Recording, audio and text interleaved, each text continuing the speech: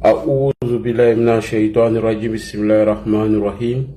Assalamu alaikum wa rahmatullahi ta'ala wa barakatuh. Chers frères et sœurs, partagez cette vidéo au maximum. Alors, je ne demande pas aux Ivoiriens de me dire merci. Et je ne demande pas à tous les militants ou activistes du RHDP de me dire merci. Non, vous n'avez pas besoin. Nous jouons le même rôle. Voilà, seulement que moi, je suis plus clairvoyant que vous dans certains sujets. Et je connais les discours d'insurrection. Je connais comment est-ce que les gens planifient les coups d'État et les mouvements populaires. Donc, à partir du moment où je sens un événement qui arrive qui serait dangereux pour notre pays, alors il est de mon droit de prendre ma caméra, d'attirer votre attention et de tirer la sonnette d'alarme. Aujourd'hui, là, qu'est-ce qui se passe? Qu'est-ce que je vous ai dit dans l'affaire de Tiesco là? Premier jour, j'ai fait vidéo, les gens ont commencé à crier. Ils ont commencé à parler. Aujourd'hui, le temps m'a donné raison. Non. Et je vous ai dit une deuxième chose que vous devez retenir. Tout à l'heure, je vais venir jouer la preuve. Je vous ai dit qu'il y a une cellule dormante de l'opposition. Pour le moment, ils ne veulent pas en parler. Mais ils vont rentrer dans la danse plus tard. Et aujourd'hui, qu'est-ce qu'on constate? John, les Nina, les Soroïs ont commencé à récupérer cette histoire de nom ou de la marche des Tiesco contre les Libanais. Allez-y écoutez, ils sont là-bas. Ils ont commencé, je vous ai dit, je les connais. Je connais les gars là. Allez-y regarder les publications de Soulé. Je vous ai dit que il y a une cellule dormante pro-Soroïs, pro-PPACI. Ils vont rentrer dans la danse après. Est-ce qu'ils ne sont pas rentrés dans la danse maintenant? Ne regardez pas ce que Tiesco dit, il y a une main noire derrière. Vous qui avez la haine pour contre les Libanais, vous qui pensez qu'ils sont en train de mener un combat contre les Libanais, vous vous trompez. Vous vous trompez. Ta haine contre les Libanais, là, frère, il faut mettre ça de côté. Il faut regarder ce qui est derrière. Je connais les gars là. Les gens cherchent des alibis pour occuper les rues. Je vous ai déjà dit ça. Je vous ai dit. Mais aujourd'hui, est-ce que le temps m'a pas donné raison? Est-ce que les cellules dormantes ne sont pas en train de se réveiller actuellement là? Vous avez déjà vu John mettre un panel pour parler du départ d'Amira Blindé? Ça ne l'intéresse pas. Il n'en a rien à cirer. Ce n'est pas son problème. Mais lorsque on a commencé à dénoncer la marche de Tiesco le Sultan, et j'ai tiré la sonnette d'alarme, et tous les cellules dormantes ont commencé à sortir. Lorsque cet ancien milicien PPACI a été arrêté. Restez dans vos émotions là, hein. Restez dans vos conneries là. Ceux qui sont en train de vous dire derrière là, et que vous ne savez pas, oui, les Libanais sont ceci, ils sont cela, je les aime pas, c'est rentré ici, je suis RHDP, oui, c'est un combat noble, mais toi, tu ne sais pas ce qui est caché derrière. Et j'ouvre une parenthèse rapidement, et puis je vais la fermer. Je salue ici mon frère et ami courageux, fils du noble. Enregistrez ça, allez lui donner. Je répète encore, fils du noble, je te salue. Moi, je ne suis pas hypocrite, fils du noble. J'ai écouté ton intervention ce matin. Après, je suis rentré dans le téléphone.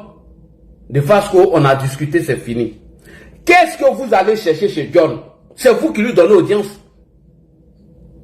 John n'est que le relais des fake news et des fausses informations. John là, il peut vous apporter quoi? Quel âge il ne peut pas vous apporter depuis 2018?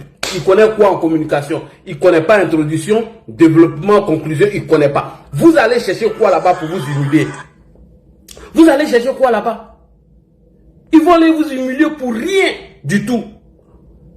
Donc j'ai écouté fils du noble, il a dit, il a raison. Vous allez chercher quoi chez John? C'est vous qui lui donnez audience. C'est pourquoi on vous a jeté des filles dévergondées. Des filles qu'ils ont recrutées, les Soroïs, pour venir vous narguer. Elles vont vous manquer de respect. On vous insulte, on vous descend, n'importe comment. Quel débat vous voulez même? On a déjà gagné la lutte. Je vous ai dit que tant que la tour de contrôle serait là, aucun coup d'État va prospérer sur Alassane Ouattara. Comptez sur moi, frère. Tout ce que j'ai dit là, à 99%, c'est vrai. Et aujourd'hui, vous venez de voir la même loi qui est cachée derrière Tiesko le Sultan. Ah, donc je reviens, fils Nob, salutations à toi frère. Vous allez monter là-bas pour chercher quoi? Sous le départ, il y a un mois de cela, avec une vidéo, il a interpellé tous les soroïstes. Il dit de ne même plus monter sur vos panels. Il dit ne montez pas sur un panel RHDP. Qu'à cause de vous, lui on insulte Guillaume Soro par ricochet et vous, on lui manque de respect. Il a interdit à ces propagandistes, ces manipulateurs, ces menteurs de ne même pas monter sur vos panels. Vous allez chercher quoi là-bas? Donc de vous, pourtant on parlait au téléphone, c'est mieux. J'ai parlé pour le reste au téléphone. Je salue ici Denguele qui s'est fait respecter. Vous allez chercher quoi chez John? Il vous a déjà montré son vrai visage. C'est tout. Et je vois des frères qui montrent, oui, je m'en fous, je ne suis pas contre les Libanais, non, je suis contre les Libanais, c'est rentré ici, c'est sorti là, même si un Libanais a affaire à Guillaume Soro, je vais prendre position pour mes amis soroistes. Est-ce que vous connaissez Soro même? Vous connaissez Soro? C'est-à-dire, vous voyez le côté libanais, c'est ça seulement qui est dans votre tête. Mais ce qui est derrière là, vous ne savez pas, et c'est ce que j'ai venu vous dénoncer tout à l'heure. Tout à l'heure, il est venu vous parler de tout. La stratégie qui est mise en place. Comment faire leur insurrection? Il fallait trouver des alibis. C'est tout. Il faut trouver un moyen de rassembler tous les Ivoiriens à un combat qu'ils veulent mener pour déstabiliser vos régimes. C'est ce que vous n'avez pas encore compris. Donc, fils du Nord, pour chuter rapidement. Fils du Nord, pour chuter rapidement. Vraiment, salutations à toi. Allez-y chez John là, allez-y vous faire humilier là-bas chez John là. Ça vous donne quoi? John là, il connaît quelle communication, il connaît quel débat, il peut faire quoi en matière de débat? Rien. Son frère là, on l'a invité à plusieurs reprises de venir faire débat, elle a dit la fuite. Mais ici, il y a trop de débat. Donc sous le départ, c'est plein à interpeller tous les activistes soroïstes à ne même pas monter sur vos panels. Est-ce que vous les voyez là-bas? Ils ne viennent pas, ils s'en foutent de vous. Vous allez alimenter les fausses informations des gens. Et ça vous donne quoi? Faites-vous respecter les gars. Vous avez une bonne communication, vous avez réussi à déjouer un coup d'état, d'aller chercher des débat là-bas. Pourquoi? Donc fils du Nord, j'ai causé un Fasco.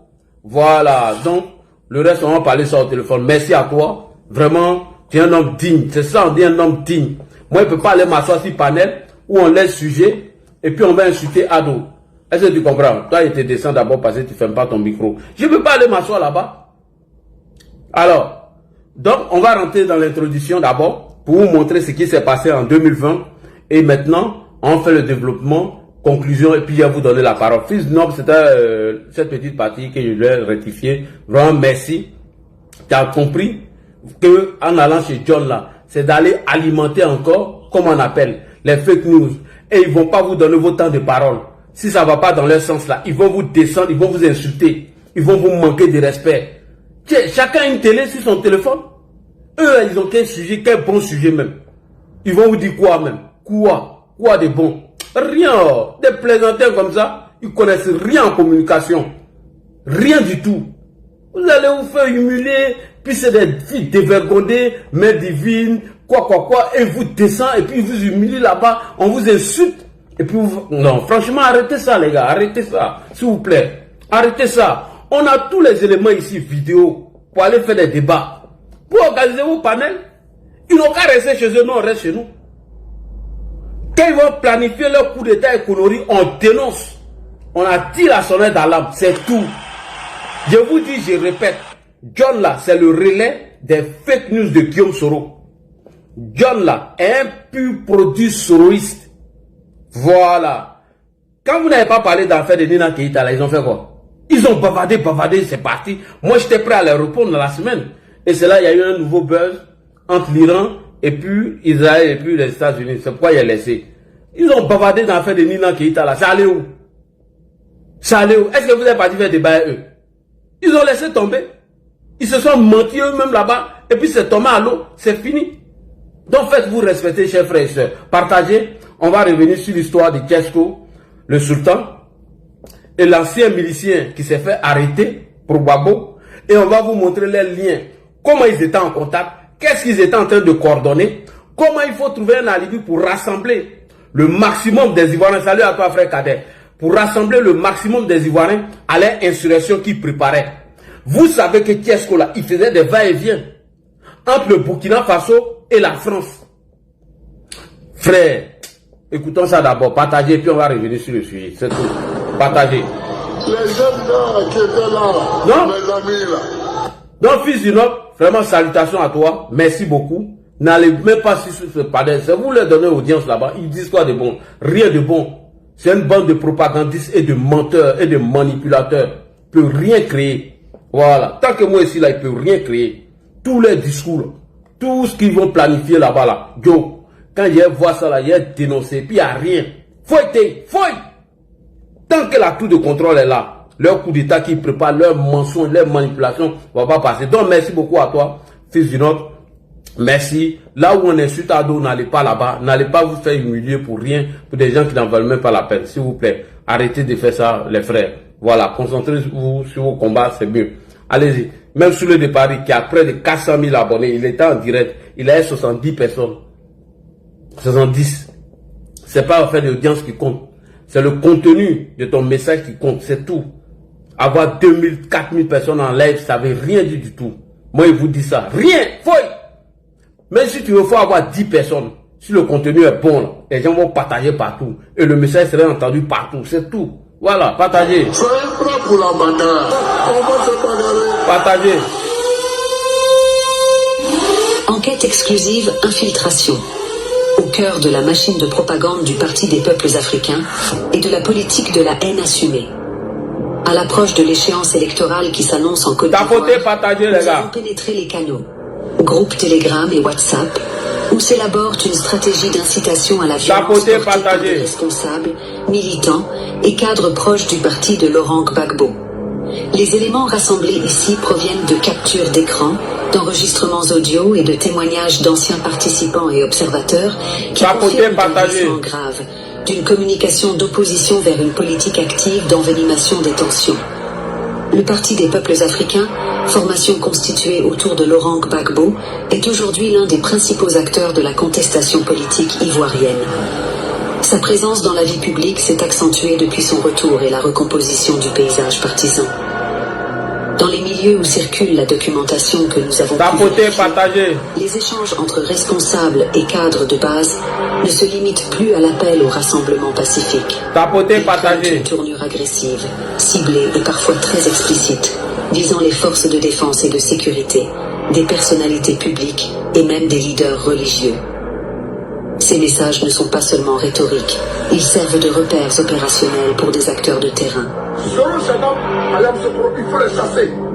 On arme les jeunes dans les quartiers et on s'organise en groupe. Un petit groupe sort, il barre la route, on brûle les pneus et les autres là, les 10 ou 15 tentent une embuscade à la police. Dès qu'ils arrivent, on les abat et on récupère les armes, on se dissimule. On va faire comme ça. Tapoter, partager. Dans le point des jeunes, 3 quartiers en une journée. Quand 3 cagots de police seront suivis, tapoter, partager. Ils vont prendre conscience et ils vont se ressaisir. Tapoter, partager. On a récupéré, on va redonner ça aux autres patriotes. On y retrouve des appels explicites à la haine et des menaces contre des cibles et bâtiments identifiés. Des activistes bien identifiés, comme la révolte engagée, très proche du cercle des cadres de Laurent Gbagbo, appellent ouvertement à massacrer les forces de l'ordre. Même les commissariats brûlés le commissariat aussi, brûler le commissariat, brûler je ne sais pas combien ils disent ça même, station, brûler tout. Et n'hésitent pas à prédire le massacre de leurs alliés de circonstance, comme Guillaume Soro, l'ex-chef de la rébellion. Plusieurs captures d'écran et extraits audio montrent des consignes répétées.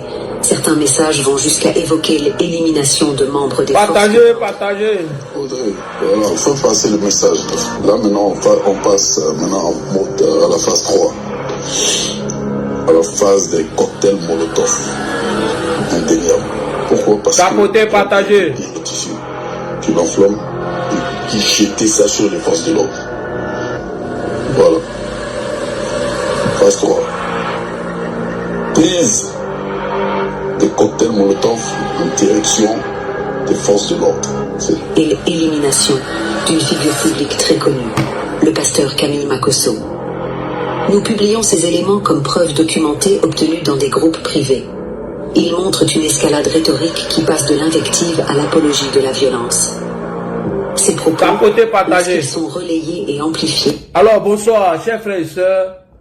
Avant de commencer d'abord, savez, Tiesco, tout le monde a suivi toutes ses activités avant et pendant les élections.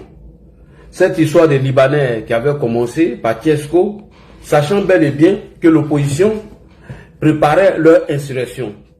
Dès que l'insurrection a échoué, ils ont décidé maintenant de se rabattre sur cette histoire de nos frères libanais. Et Tiesco a effectué plusieurs voyages au Burkina Faso, entre le Burkina et la France. Rappelez-vous, avant les élections présidentielles d'octobre 2025, il y a un Français, c'est son nom que j'ignore ici, il nous avait déjà informé de l'intention de la Russie contre la Côte d'Ivoire. Il disait ceci, que la Russie cherche coûte que coûte à déstabiliser notre pays afin de s'accaparer des richesses de notre pays. Voici les raisons qui ont amené le président à être candidat. On va écouter le monsieur avant de revenir sur Tiesco rapidement. Voilà, c'est son nom, j'avais oublié, Maître Paul quelque chose là. On l'écoute d'abord rapidement et puis on revient. Ok, regarde, vous portez-vous sur cette liste, vous qui connaissez bien la Côte d'Ivoire, hein? Oui, je vais porter un regard. Vous avez eu quelques surprises quand même, vous, ces dernières semaines ou pas? Non, je suis comme mon vis-à-vis, mon cher professeur, je ne suis pas totalement surpris. Comment vous a pas vu depuis un bon moment quand même, ce studio et ce plateau? C'est un mois et demi, je vous manque. Question à laquelle j'ai pensé pendant tout l'été, en pensant à vous. Est-ce que vous êtes surpris par l'annonce de la candidature d'Alassane Ouattara? Pas réellement, pour parler franchement. Est-ce que vous êtes surpris de l'annonce de la candidature d'Alassane Ouattara? Il dit pas... Attendez à ce qu'il veuille rempiler. Rempiler n'est pas un mot. Je crois que sa préoccupation majeure, ça a été les problèmes de sécurité. La préoccupation majeure du président, c'était le problème de la sécurité, oui. Dans la région. Et il estimait qu'aucun des candidats possibles ne pouvait faire face d'une manière efficace à ce problème de sécurité régionale. Ce point sera évacué à la fin de son mandat, vous pensez? En tout cas, il va y veiller avec beaucoup d'attention. Et moi, j'ai parlé cet été avec un ami américain qui travaille avec le secrétaire d'État adjoint. Il a parlé avec un ami qui est au secrétariat adjoint d'État américain. Aux affaires africaines à Washington. Le prochain objectif des Russes, c'est de déstabiliser la Côte d'Ivoire. Parce que la Côte d'Ivoire... Prochain objectif des Russes, c'est de déstabiliser la Côte d'Ivoire. Apparaît encore comme un pays qui garde des relations bilatérales apaisées avec la France et avec ce que je mets entre guillemets, ce qu'il est convenu d'appeler l'Occident. Sous les temps, tu montres, faut fermer ton micro. Toi aussi, tu es un habitué. Jean-Paul Benoît, qui regarde. Ok, Jean-Paul Benoît, il nous dit pourquoi est-ce que le président Alassane Ouattara a fait acte de candidature? Parce qu'au secrétariat départemental des États-Unis, une information est venue. Il y a eu une information comme quoi les Russes, aujourd'hui, leur objectif, c'est de déstabiliser la Côte d'Ivoire. Alors, les gens pensent que pour déstabiliser notre pays, il faut qu'un militaire prenne des armes et il descend dans les rues et il commence à tirer de partout. Alors que, en 2024, M. Damana Adia Picasse nous avait déjà donné l'information de leur insurrection. Il dit, regardez les pays qui sont autour de nous. Ces pays-là se libèrent des liens coloniaux et esclavagistes. Et ces pays-là, ce sont les mouvements de rue qui ont déclenché ces coups d'État-là. Et ceux qui ont fait ces coups d'État sont appelés aujourd'hui des héros. Donc ce sont les mouvements de rue qui enclenchent, qui les déclenchent. À partir du moment où M. Damana Adia Picasse nous a donné déjà cette information, nous on sait que l'opposition cherche toujours des alibis afin d'occuper les rues. Ils ont cherché, ils ont trouvé une histoire des Libanais. Au début, on nous faisait croire que Samba David était de la société civile. Tout le monde a vu après le vrai visage de Samba David. On nous faisait croire que Pucherik Balé était de la société civile. Après, tout le monde a vu le visage de Pucherik Balé. Qu'est-ce qui n'est ni Soroïs, ni RHDP, ni PPAC. Donc, une main noire profite de lui confier une mission.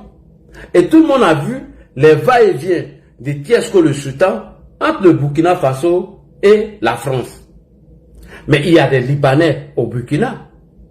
Tiesko n'a jamais demandé à Ibrahim Traoré de chasser les Libanais qui sont là-bas. Donc, il faut trouver des alibis qui peuvent fédérer tous les couches sociaux de la République afin de mener ce combat-là.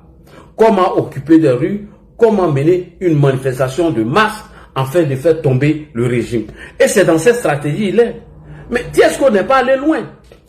La main noire qui était derrière ont décidé de lui donner des éléments, de lui donner des gens qui pourront le représenter depuis la Côte d'Ivoire. On recrute les anciens miliciens, les récidivistes pro-Bako. Parce que c'est eux que Guillaume Soro a donné la stratégie. Et que c'est eux qui peuvent mener cette révolution. Je vous ai dit que cette histoire de Libanais là, quittait dedans. Et vous allez écouter Tiesko ici, dans sa prise de parole, quand il dit que l'affaire des Libanais n'est pas une histoire politique. Champion, qui t'a parlé d'affaires de politique? À partir du moment où quelqu'un vient vous dire que nous voulons marcher contre les Libanais, ce n'est pas une histoire politique, cher frère, allez-y fouiller derrière. Il y a quelque chose qui est caché derrière. Écoutez les premiers mots d'abord de Tiesko. Vous allez vous en rendre compte qu'il y a une main noire derrière Tiesko. Et c'est cette main noire aujourd'hui là qu'ils sont en train d'attraper. Qui a été arrêté? Le Russe. Le Russe, un ex-milicien récidiviste. Que Tiesko est rentré en contact avec lui depuis belle durée. Et Tiesko même va venir confirmer ici. On écoute Tiesko le Sultan. Afin de l'éboule, si on n'a pas bien fait ça, nous laisser. Voilà. Arrêtez les mecs politiques. Tapoter, partager. Bonsoir, fils unique. Les Marocains ne sont pas prêts pour nous. Pour eux, la noire, c'est noir. Ils ne sont pas prêts pour nous. Ils veulent prendre le pays là. Ils veulent courir ça. Il n'y a pas quelqu'un qui a les arrêter. Il n'y a pas politicien qui a les arrêter. Si nous-mêmes, on ne prend pas notre destin en main, mettons-nous main dans la main. Arrêtons tout ce qui nous divise. Laissons politique de côté. Point. Tiesko, qui a mis cette affaire de Libanais dans la politique? À partir du moment où tu dis que ce n'est pas politique, champion, c'est que c'est politique parce que personne n'a parlé de politique dedans. C'est toi-même qui viens justifier cela. Ok, on a compris. Laissez les vieux pères là de côté. Laissez vos histoires de politique là de côté. C'est tout ça là qui nous a mis dans Ramba. Battons-nous pour l'avenir du pays. Sinon, eux, ils vont prendre le pays, ils vont courir ça. Marchons, lèvons-nous et puis marchons. Tapoter, partager. Bonsoir, depuis ta position, mon frère Bois. Courir ça. Laissez politique de côté, famille. L'heure est grave.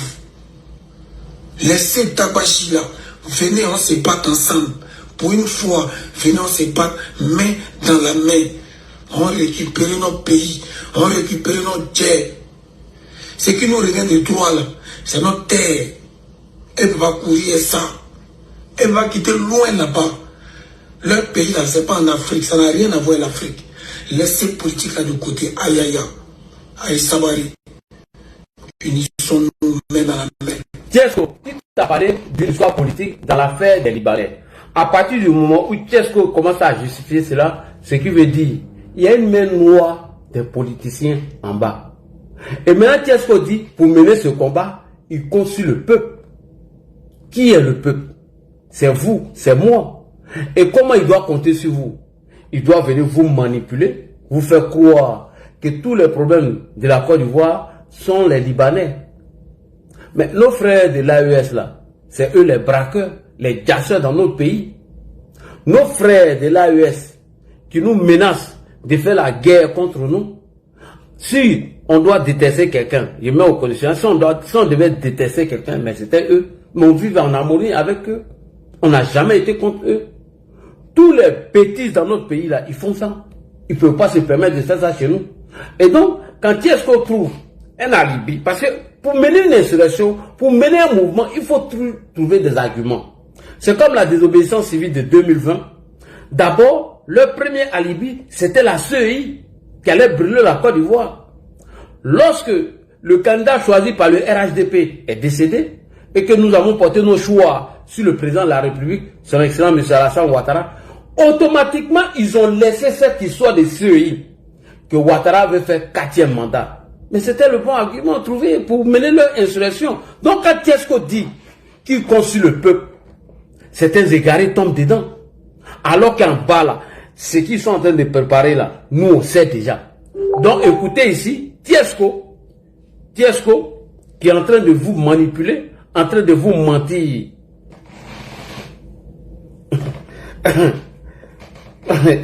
Maintenant, quand Tiesco dit que si on ne se lève pas, les Libanais vont prendre nos pays. Des gens même qui ne sont même pas 1 million en Côte d'Ivoire. Comment peut-être 300 ou 4000 personnes peuvent prendre un pays? Mais Tiesco nous insulte, il se fout de nous. Si quelqu'un devait nous arracher nos pays, mais je pense que c'est nos frères de l'AES. Parce qu'il y a au moins 3 500 000 Maliens ou 4 millions de Maliens qui vivent en Côte d'Ivoire. Eux ne nous ont pas arraché nos pays. Hein.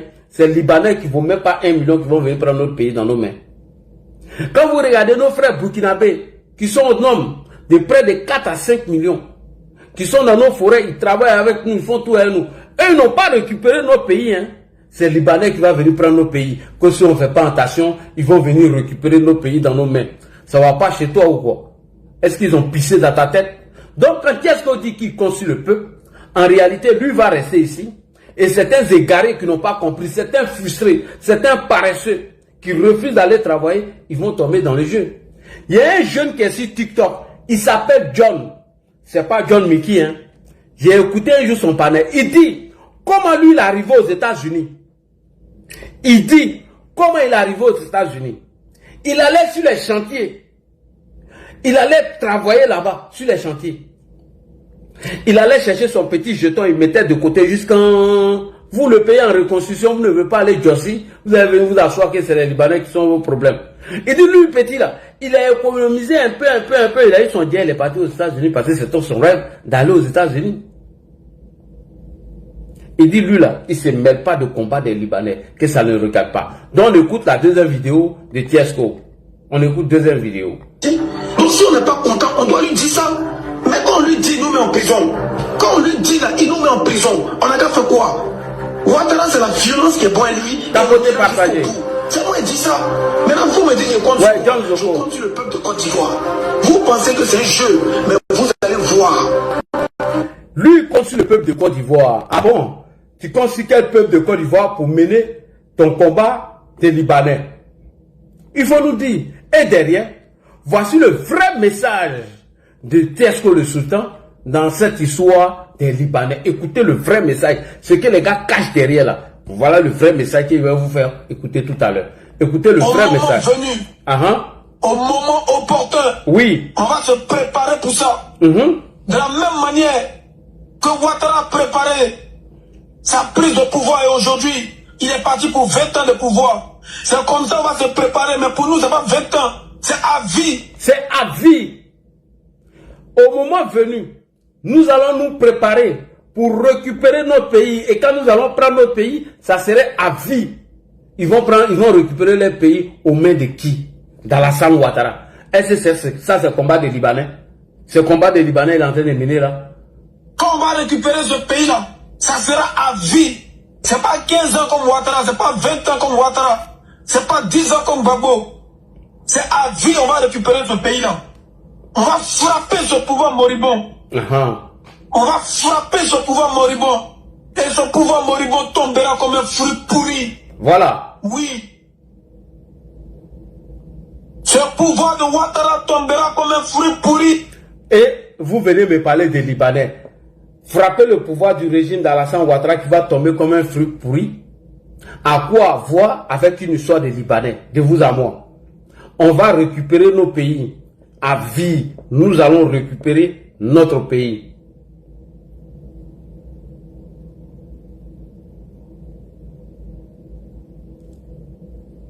Fils de chien là. Bâtard là. Tu es bloqué à vie. Attends, non, il y a le bloqué même. Bâtard là, imbécile là.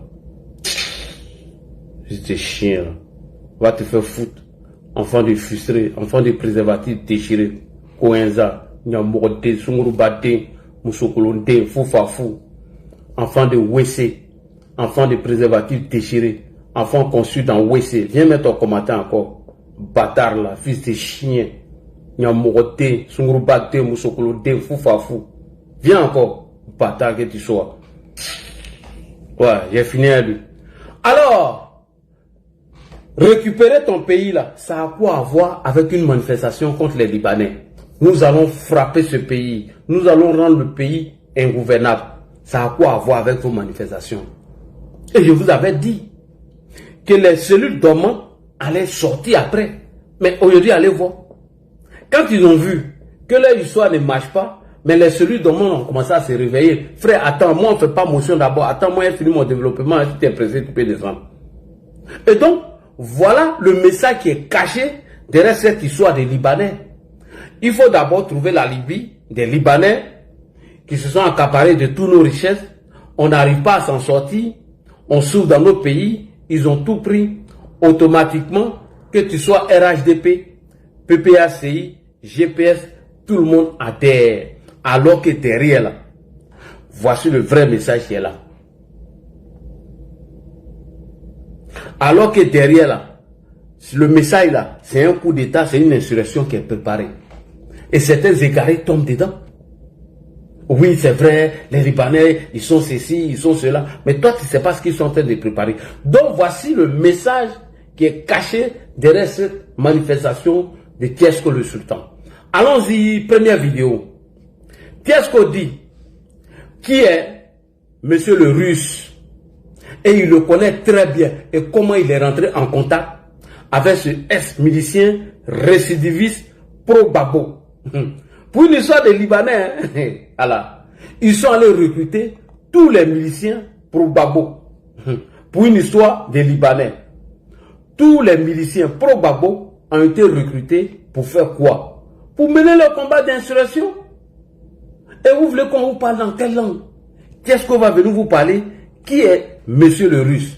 On écoute Tiesko ici. Et quel rôle ce dernier devait jouer dans leur mouvement d'insurrection où il y a des mains noires cachées, tapis dans l'ombre derrière? On écoute Tiesko, il vous fait la présentation de Monsieur le Russe. On écoute. Je vous explique ce qui se passe. Salut, docteur Ibra. Vous savez, le Russe, c'est un garçon. Lui là, c'est un très plein. Voilà. Il assume, il prend ses responsabilités. Avant que on va commencer à travailler ensemble, il a été clair avec moi. Il m'a dit, Tiesko, moi et Siambo, il y a eu trop de rembats dans ma vie parce que j'aime pas la justice. Mais comment ça là? Je suis prêt à Jack ça. Point. À quel moment, lui, il a eu les rembats avec les hommes politiques? Ça, c'est la première question. Parce que Tiesko, lorsque la main noire qui était derrière est rentrée en contact avec Tiesko, on lui a donné des éléments. On lui a donné des mercenaires en fait de mener ce combat. Ceux qui devaient le représenter, quel rôle ces ex-miliciens devaient jouer? Vas-y. Donc ce qui va m'arriver là, je vais assumer comme un garçon. Confie-moi. Faut me confier la responsabilité. Faut me confier la responsabilité de Yopougon. Il a géré ça. Il a motivé les jeunes. Ce combat là, Tiesko, c'est pas un combat de politique. Point. Toujours, Tiesko revient sur le mot politique. C'est pas un combat de politique. Quand un Ivoirien te dit que nous sommes en train de mener un combat, c'est pas un combat de politiciens, c'est qu'il y a un politicien derrière. Il est en train de justifier cela. Frère, on connaît ce discours-là. Vas-y. Actuellement où je suis là, moi le Russe, je n'ai aucun problème avec les politiciens ivoiriens. Mais les Ligoules là, ce qu'ils nous font là, C'est trop. Donc moi, le Russe, je suis prêt à gérer le secteur Yopougon. Parce que chaque commune a son responsable. Et c'est comme ça que j'ai donné la responsabilité de la communication aux Russes. Et tous les jours, je suis au téléphone avec lui. Je lui envoie l'argent de vos cotisations. On a trouvé une imprimerie pas trop chère qui nous fait ça 2500. Parce qu'avant que le Russe ne vienne, nous on faisait déjà les t-shirts. Mais c'est quelqu'un qui nous faisait ça 4000. Donc le Russe a dit, ah Tiesko, j'ai un bon couloir où on peut nous faire ça à 2500. Et les bâches, 20 000. Fais ce que tu peux. C'est comme ça, il lui a envoyé les petits jets. On a fait jusqu'à 500 tricots. Calculez, 500 tricots fois 2500. Calculez, ça fait combien? En moins d'une semaine, hein? En moins d'une semaine, on a fait 500 tricots fois 2500. Plus 10 bâches fois 20 000. Calculez vous-même. Point. Alors, le profit du Russe était déjà connu par Tiesko. Puisque la main noire derrière a mis en contact Tiesko et le Russe. Et le rôle que le Russe devait jouer, sachant bel et bien que c'est un ancien milicien récidiviste qui a demandé à Tiesko de lui confier la responsabilité de leur insurrection de Yopougon. Et qui est Monsieur le Russe? Monsieur le Russe est un ancien militant, un ancien milicien pro-Babo. Je répète, Monsieur le Russe est un ancien milicien pro-Babo. Et aujourd'hui, militant du PPACI. Quand je vous disais qu'il y a une main noire qui se cachait derrière cette histoire de manifestation contre les Libanais, voici les preuves. Il vous dit comment il est rentré en contact avec lui, comment il a envoyé l'argent à ce monsieur, et quel rôle le Russe devait jouer. Vous avez bien entendu. Comme une histoire des Libanais, il y a des politiciens qui sont cachés derrière, envoient des éléments à Tiesko pour pouvoir mener leur mouvement de rue, alors que tout le monde sait qu'ils veulent utiliser la rue. Donc pour trouver un alibi, on vient nous brandir l'histoire des Libanais. Et pourquoi Tiesko a été choisi? Parce qu'au début, ils ont vu que Picheri Balé était déjà proche du PPACI. Samba David, qui était de la société civile, était proche de qui? Du PPACI. Tiesko, qui ne s'est jamais déclaré papacien, ni PDCI, ni RHDP, ni Soroïs, qui a même insulté Babo. Donc on s'est dit, tiens, voici un bon profil que nous allons utiliser comme un mouvement de la société civile. Et il fait des va-et-vient entre le Burkina et la France. Et suite à cela, on lui confie la responsabilité d'un ancien milicien récidiviste pour mener maintenant leur combat d'insurrection. Ce n'est pas une marche contre les Libanais, champion. Si vous dormez là, réveillez-vous. Je vous ai dit que les cellules dormantes allaient en parler. Mais aujourd'hui, là, qui a mis un panel pour parler de ça? John. Pourquoi? Parce qu'il y a un de leurs qui a été arrêté. Parce qu'on sait le mode opératoire. Donc voici le Russe ici qui se présente à vous. Ouais, famille, nous, au grand emplacement d'Afrique noire. Voici le 29 mars, on vous donne rendez-vous à la marche. À ma famille, merci.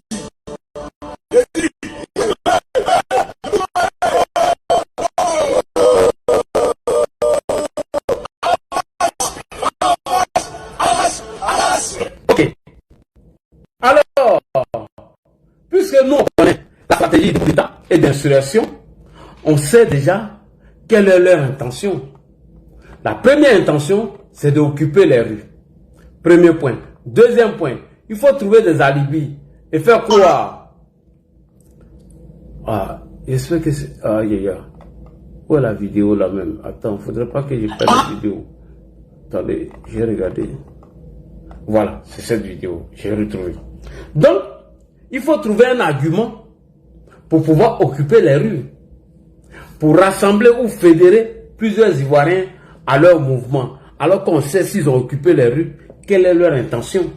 Qu'est-ce qu'ils vont faire? Ce n'est pas une histoire des Libanais. Qu'est-ce qu'on vous a déjà dit? Quand on va enlever Alassane Ouattara au pouvoir, on va le frapper par tous les moyens. Et quand nous allons prendre ce pays, ça serait à vie. Mais dites-moi, les 3 voyous qui ont pris leur pays en otage ont décidé de dissoudre tous les partis politiques et dissoudre tous les mouvements de la société civile et ils se sont donné un mandat à vie.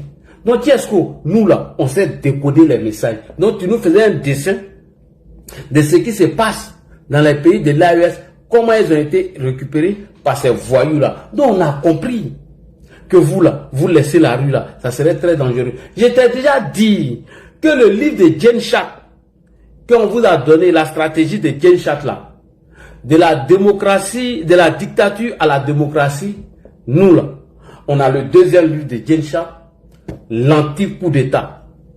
L'anti-coup d'État là, c'est de vous empêcher d'occuper les rues. Et vous le savez très bien. Donc, Tiesco est venu sur l'interpellation ou l'arrestation de monsieur le Russe. Et il dit ceci, que les gens qui sont venus enlever, selon lui, le Russe était peut-être des Libanais ou des encagoulés. Que parce que c'est la PLCC qui devait envoyer des éléments pour arrêter le monsieur. Bon, la PLCC, les gens qui sont assis dans le bureau, eux, ils regardent. Il y a un gars qui signale le l'avant, s'il te plaît. Ah ouais, j'ai vu. Merci beaucoup. Il est bloqué à vie. Voilà. Il est bloqué. Voilà. C'est fini. Il est bloqué. Et donc, il dit que normalement, c'est la PLCC qui devait envoyer quelqu'un pour venir arrêter le monsieur. Mais pourquoi la PLCC n'est pas venue arrêter le monsieur et que ce sont des encagoulés? Ce qui veut dire que lui-même ne connaît même pas les procédures. Il ne sait même pas comment on fait les arrestations. Mais on va construire ça rapidement. La PLCC, ils ont un camion, ils ont leur voiture de police, ils ont tout. Parce que la PLCC m'a dit,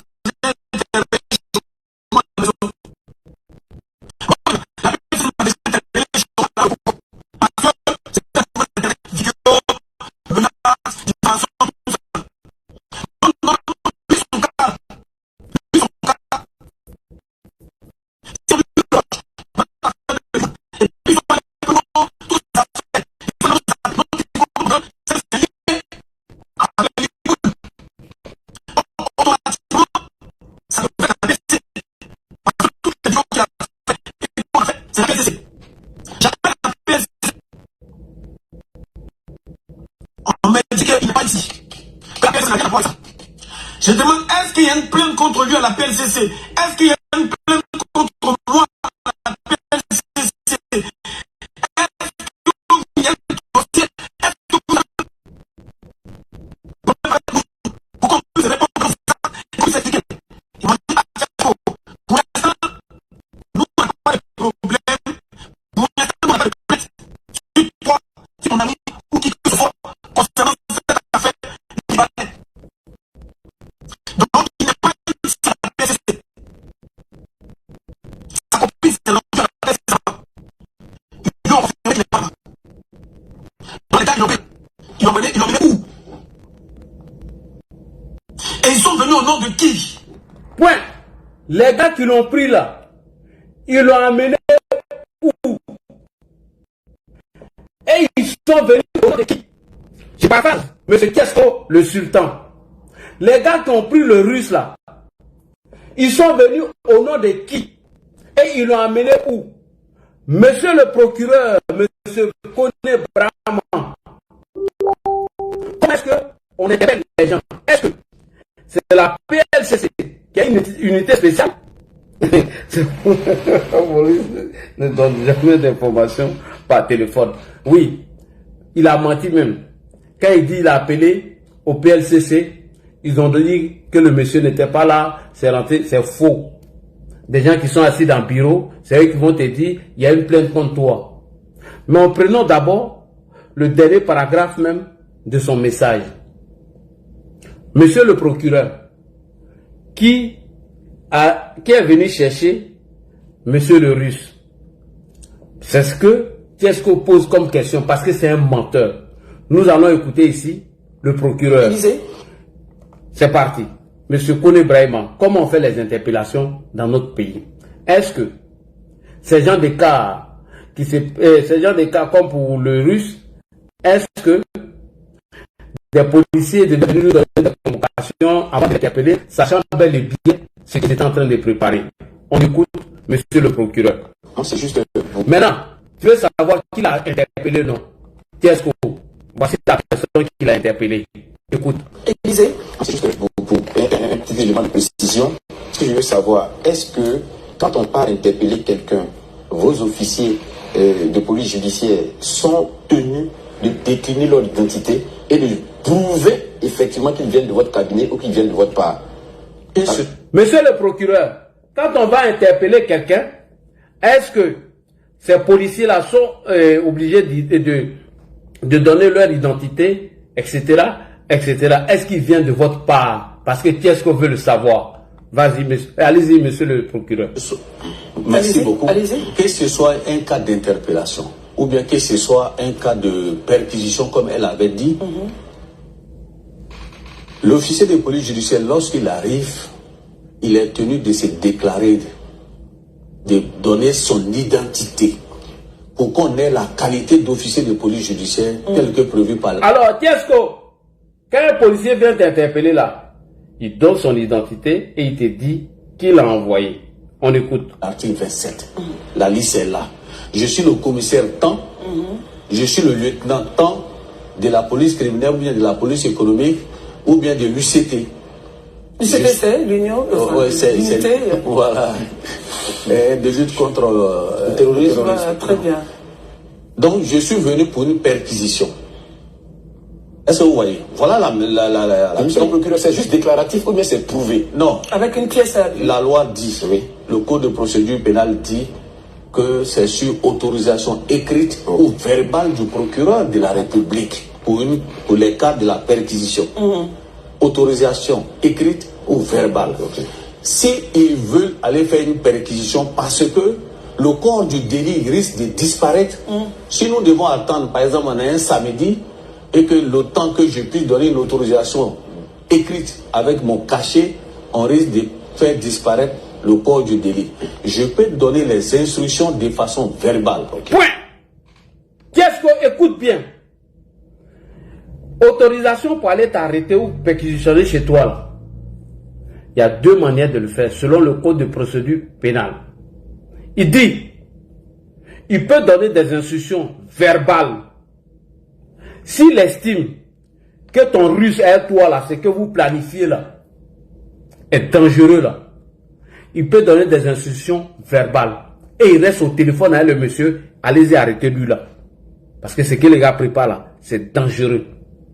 Ou il peut faire par écrit. Pour éviter que toi, Tiesko le sultan et le russe, vous effacez le corps du délit en moins de quelques jours. Donc lui là, il peut envoyer des policiers pour aller l'interpeller. Pour éviter que vous effacez le corps du délit. Allez-y, monsieur le procureur. On vous écoute. D'aller faire la perquisition tout en respectant les horaires prévus par le code de procédure pénale, c'est-à-dire après 4 heures jusqu'à 21 heures. Si après 4 heures et 21 heures. Voilà. Si on est dans un cas d'exception, je vais dire ça. En fait, de ma position, j'ai délégué ou je dirige cette perquisition. S'ils arrivent, ils doivent se présenter pour donner leur qualité. À partir de là, le propriétaire ou bien le propriétaire du domicile peut demander une perquisition, c'est-à-dire une autorisation. Et comme on a l'habitude de le voir, d'autres disent, est-ce que vous avez un mandat? J'ai dit, mais ne confondez pas notre système au système américain. On a regardé assez de films. On a été influencé. Franchement, le fameux mandat. Voilà, le fameux mandat. Point. Alors, Tiesko, toutes les interpellations dans notre pays, en Côte d'Ivoire, sont faites par le procureur. Comme tu dis, tu veux savoir, ton ami est passé où? Et qui est venu le chercher? Qui a donné ordre de venir le chercher? La personne qui donne ordre là, c'est lui, il est là. Donc, toutes les interpellations dans notre pays sont organisées par le procureur. Allons-y, monsieur le procureur. Est-ce qu'avez-vous un mandat? Non. En Côte d'Ivoire, il faut regarder, il y a l'autorisation, c'est possible. S'il n'y a pas d'autorisation, il déclare son identité et sa qualité d'officier de police judiciaire. Il dit, le procureur m'a envoyé pour une perquisition. Oui, il dit, le procureur m'a envoyé pour venir faire une perquisition. Donc, comme tu veux savoir qui interpelle les gens dans le pays, c'est la personne même qui est en train de t'expliquer là. Voilà, il a contesté. Ils sont en train de signaler. Les gars, il a contesté. Hein. Voilà, parce qu'ils sont en train de signaler là. Puis je vais mettre truc devant. Comme tu est-ce qu'on veut savoir qui a interpellé son ami le russe, on est en train de lui montrer maintenant. Parce qu'il est en train de jouer les mots. Ce farfelu de Tiesco là. Il jouait les mots. Monsieur le procureur, vous allez continuer tout à l'heure, parce que c'est très important. Il nous en met toujours à l'histoire d'encagouler là. On y va, monsieur le procureur. Je dis, comment je vais savoir que c'est le procureur? Effectivement, si c'est moi qui les ai, j'ai donné les instructions.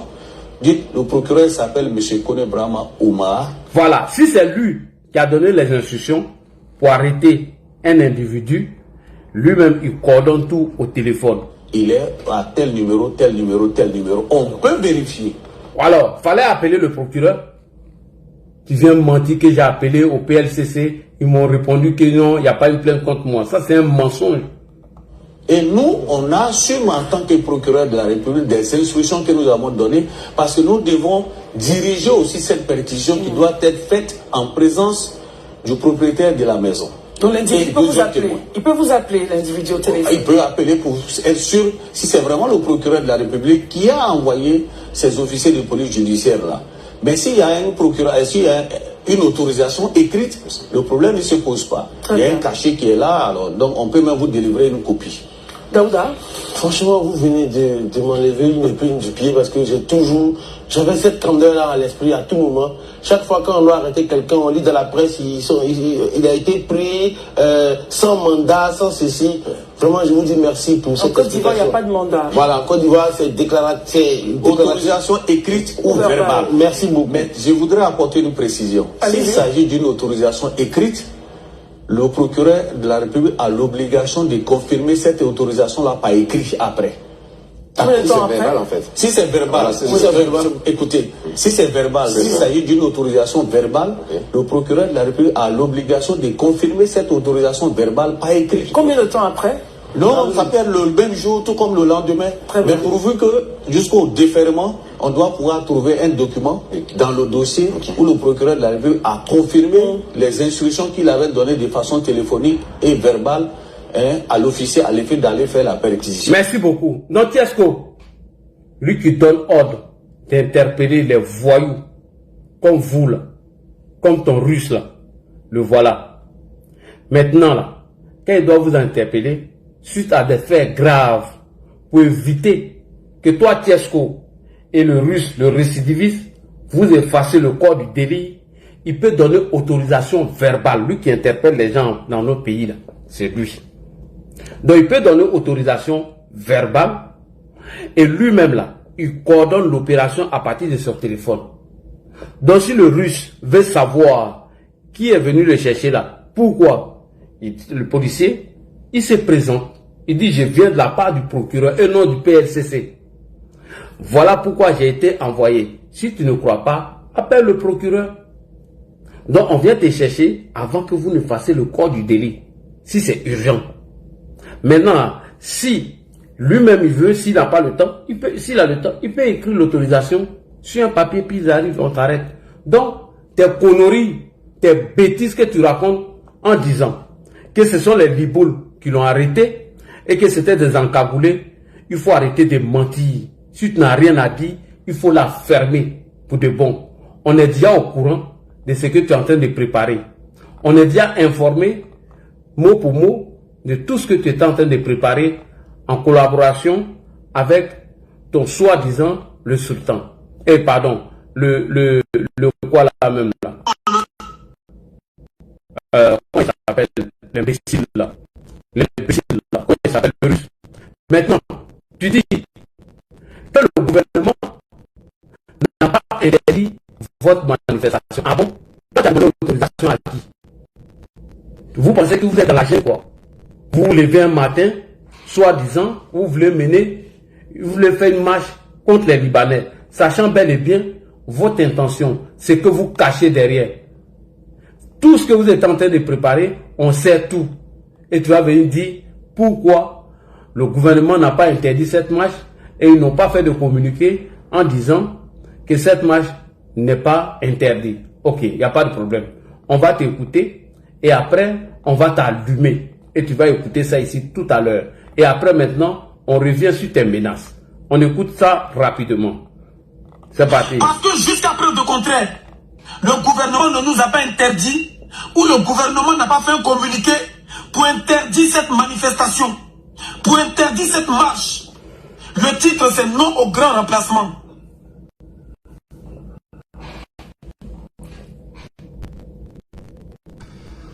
Donc ici, le plan au nom de qui et par rapport à quoi?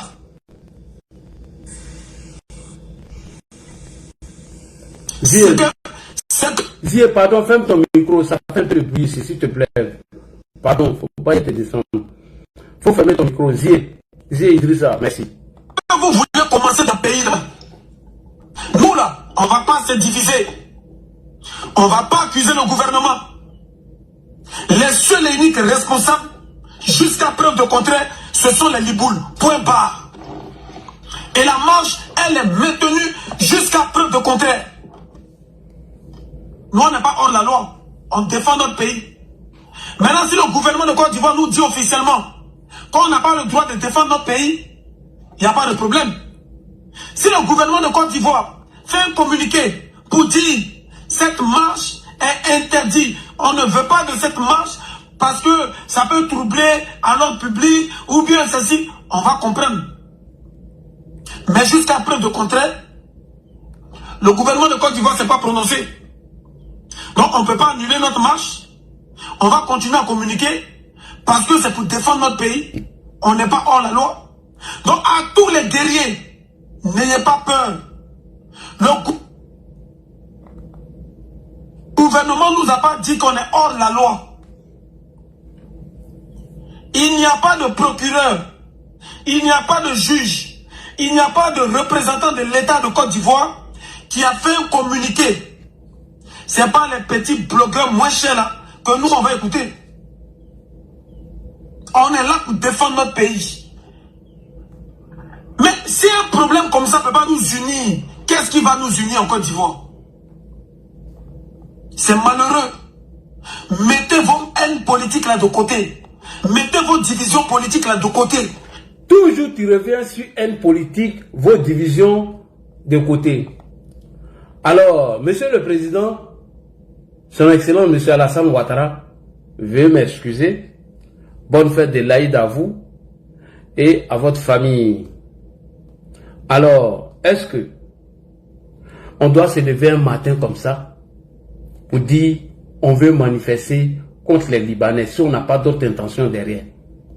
Et on ne demande pas autorisation à quelqu'un sous prétexte qu'il n'y a pas eu de communiqué du gouvernement pour interdire, soi-disant, leur mouvement insurrectionnel. Donc, comme il n'y a pas de communiqué, on peut se lever, faire tout et n'importe quoi. Et on se donne un itinéraire de Makori jusqu'à l'aéroport. Pourquoi n'ont-ils pas choisi d'Abobo jusqu'à Niamey pour leur histoire de marche contre les Libanais? Pourquoi n'ont-ils pas choisi d'Abidjan jusqu'à Dabo? Pourquoi ils n'ont pas choisi cet itinéraire? Pourquoi ils n'ont pas choisi l'itinéraire de marcher à Beauville, à Gagnoa, à Yamsokro? Pourquoi c'est de Makori jusqu'à l'aéroport ils ont choisi eux-mêmes? Est-ce qu'ils ont demandé autorisation aussi à quelqu'un? Le préfet a-t-il autorisé cette manifestation? Tiesco s'est-il déplacé pour venir dans notre pays et demander autorisation, puisque l'article 20 de la Constitution dit que toutes les libertés, comment ils appellent, j'ai un peu oublié là, ça va me revenir tout à l'heure, que toute manifestation et de la société civile sont autorisées, mais si elle a un caractère pacifique. Est-ce que se lever, préparer une insurrection, soi-disant, qu'on va marcher le dimanche pour chasser tous les Libanais, les envoyer chez eux, est-ce que ça là, c'est une manifestation qui doit être autorisée? Puisque eux-mêmes, ils n'ont même pas l'argent même pour payer le transport de tous ces Libanais-là. Est-ce que ces Libanais-là vont partir à pied? Ah donc vous allez les chasser, eux-mêmes vont payer le transport pour partir quoi? Monsieur le Président, on vous écoute. Les manifestations... Écoute, Tiesco. Les manifestations doivent être autorisées. Point. Les manifestations doivent être autorisées. Tiesco, écoute bien. Les marches éclatées, ça ne veut rien dire. Parce que quand on veut faire une manifestation, on va voir le maire ou le préfet, on donne l'itinéraire, on suit l'itinéraire, on se fait encadrer. La Côte d'Ivoire... Point. Quand on veut faire une manifestation, on va voir le préfet ou le maire, on trace un itinéraire. Toi, le farfelu, là, le délinquant de Tiesco, le bandit, le voyou, qui prépare un coup d'État contre le régime en place, à qui tu as demandé cette autorisation? Est-ce que toi, Tiesco, tu es allé voir le maire de Makori ou le préfet pour leur demander autorisation de faire ta manifestation à la con, là? Tu penses que tu es dans du brouillard, quoi? Alassane Ouattara, que tu dis que son gouvernement t'a pas interdit de faire cette marche, te répond. Il dit, dans notre pays, la Côte d'Ivoire, on ne se lève pas comme ça parce qu'on a envie de manifester. On ne se lève pas un matin parce qu'on n'est pas content, on doit occuper les rues. Non, non, non, non, non. Les manifestations là, elles doivent être autorisées. On demande d'abord au maire ou au préfet et on trace un itinéraire pour que on puisse encadrer votre marche. Toi, tu es assis à Paris là-bas, tu prépares une insurrection où il y a des mains obscures qui sont en bas, sans oublier que tu as reçu des instructions depuis les pays de l'AES et tu as te lever, occuper les rues et vos miliciens vont entrer en action. Tu nous prends pour des idiots ou bien? Quand tu dis que vous allez récupérer votre pays dans la main d'Alassane Ouattara, vous allez frapper son pouvoir et elle va tomber. Et que vous n'allez pas récupérer pour 20 ans, ni 10 ans, ça serait à vie. Tu nous prends pour des idiots? Tu nous prends pour des cons pour autoriser cette marche que le gouvernement n'a pas interdit? Monsieur le Président, répissez encore, il n'a pas entendu ça. Ce farfelu, ce délinquant-là. L'argent que tu as pris à les gens de l'AES et les partis politiques qui sont tapis dans l'ombre, tu as remboursé leurs jetons.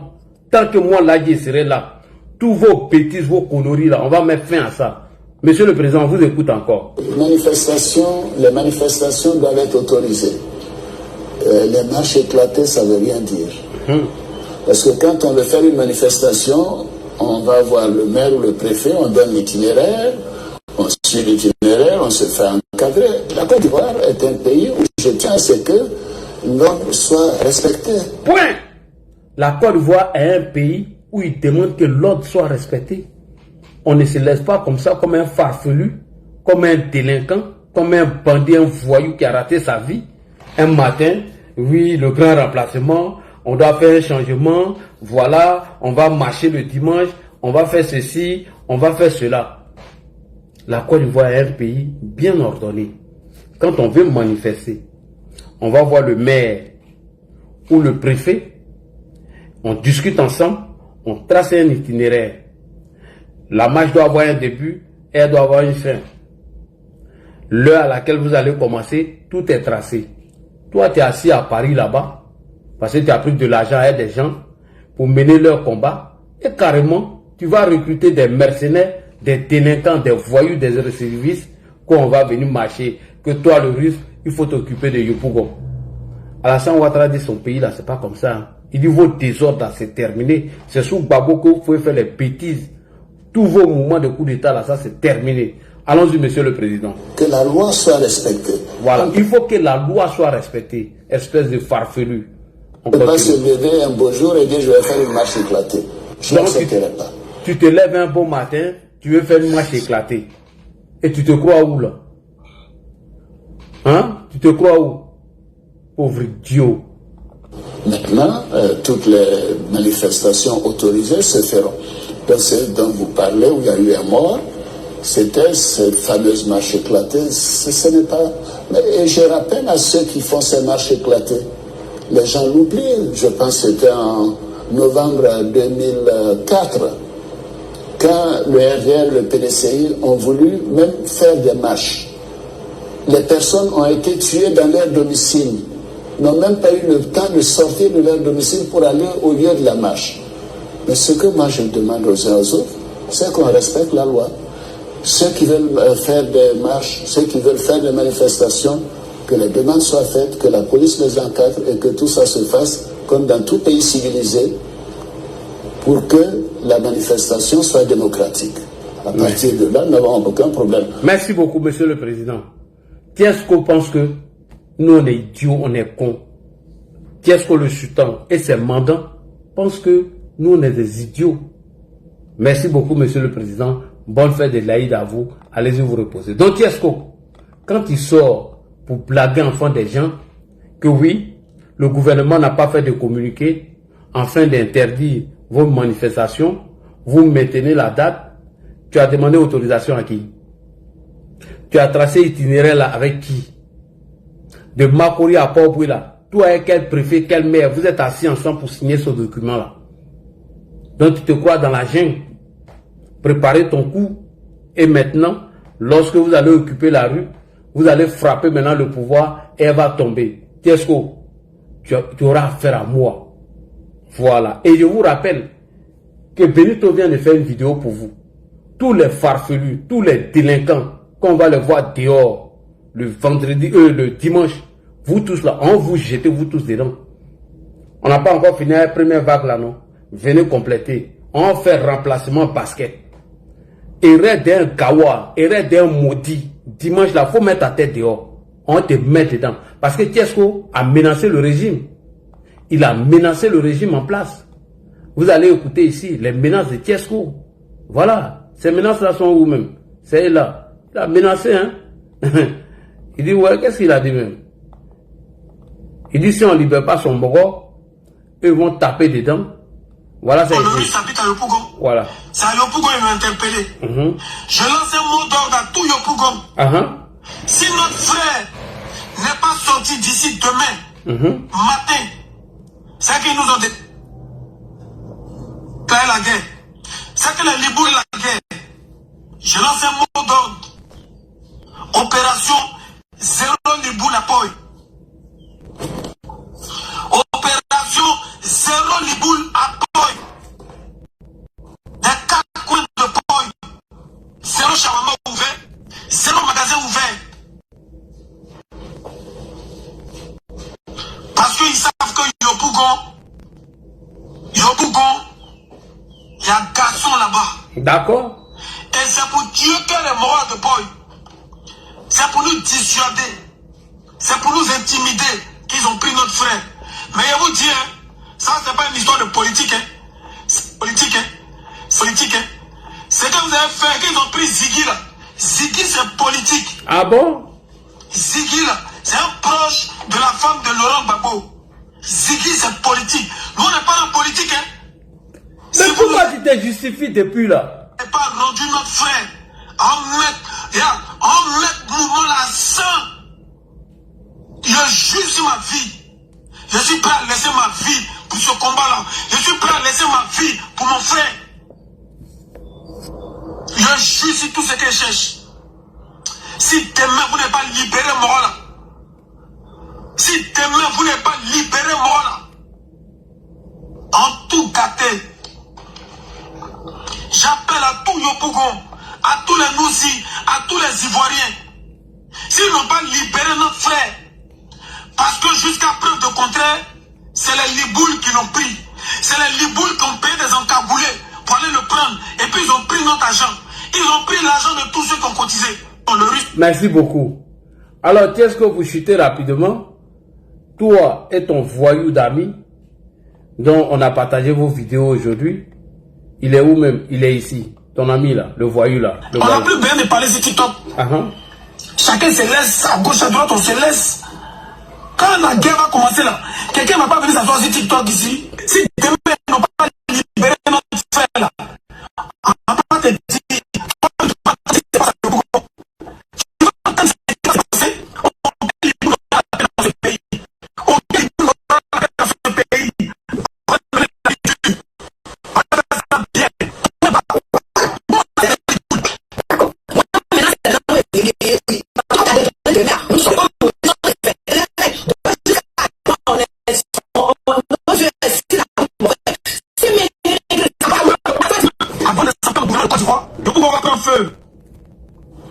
C'est ça, parce que c'est ça, c'est la partie là même, parce que voilà là, il parle pas clair, c'est la partie là même, nous autres, on assiste par terre, parce que qui ne parle pas consentant. Merci, très bien. Merci. Écoute-moi très bien. Maintenant, tu me gouvernement.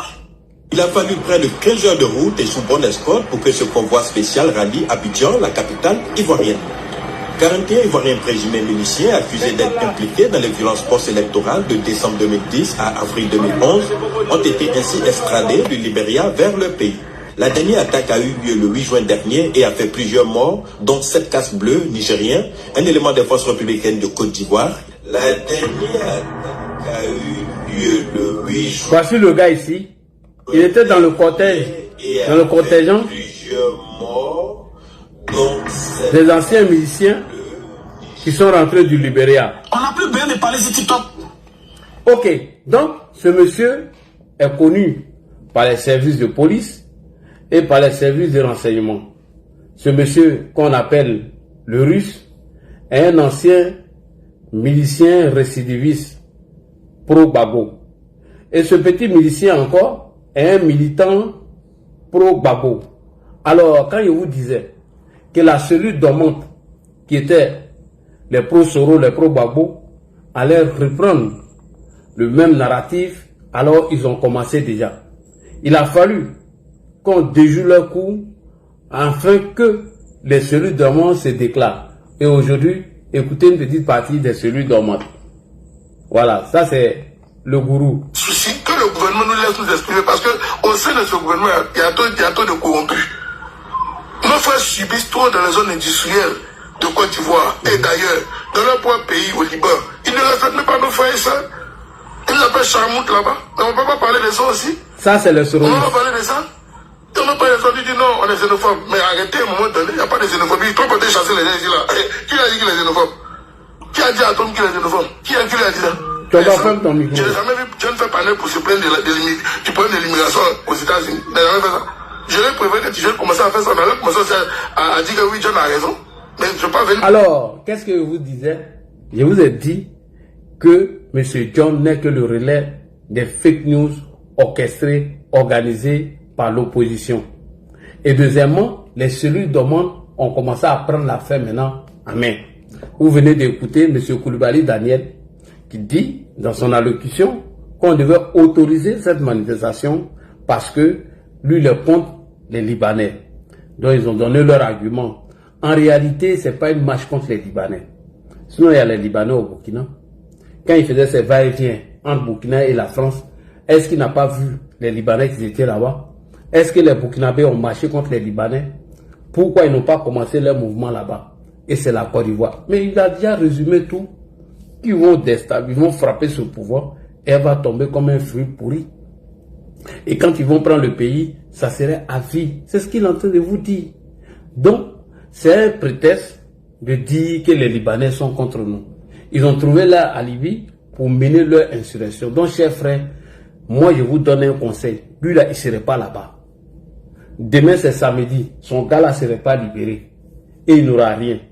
Tous ceux qui vont assister, tous ceux qui vont sortir pour dire qu'ils seront menés ou faire une manifestation contre les Libanais, frère, si tu n'as rien pris, hein, je te dis, hein, si tu n'as rien pris du tout, là, c'est 20 ans. Parce que ce qu'ils sont en train de faire là, c'est ça, on appelle ici en France l'antisémite. Allez-y demander à Dieudonné. Comment est-ce que Dieudonné, il a été banni de tout ici en France? Allez-y demander à Dieudonné. Dieudonné français. Tous ces trucs ont été boycottés. Donc, Kiasco là, il ne serait pas là. Voilà. Et c'est vous, les égarés là, c'est vous, les bêtes là, qu'on envoie toujours pour aller faire le sale boulot. Et pendant ce temps, lui, il est couché ici, il n'en a rien à foutre. Est-ce que le problème de Ziki là est fini d'abord? Est-ce que le problème de Dimitri est fini? Et Benito vous a donné un sage conseil. Qu'au lieu d'aller manifester, au lieu d'aller raconter des bêtises, allez-y cultiver la tomate. Ça serait bien pour vous.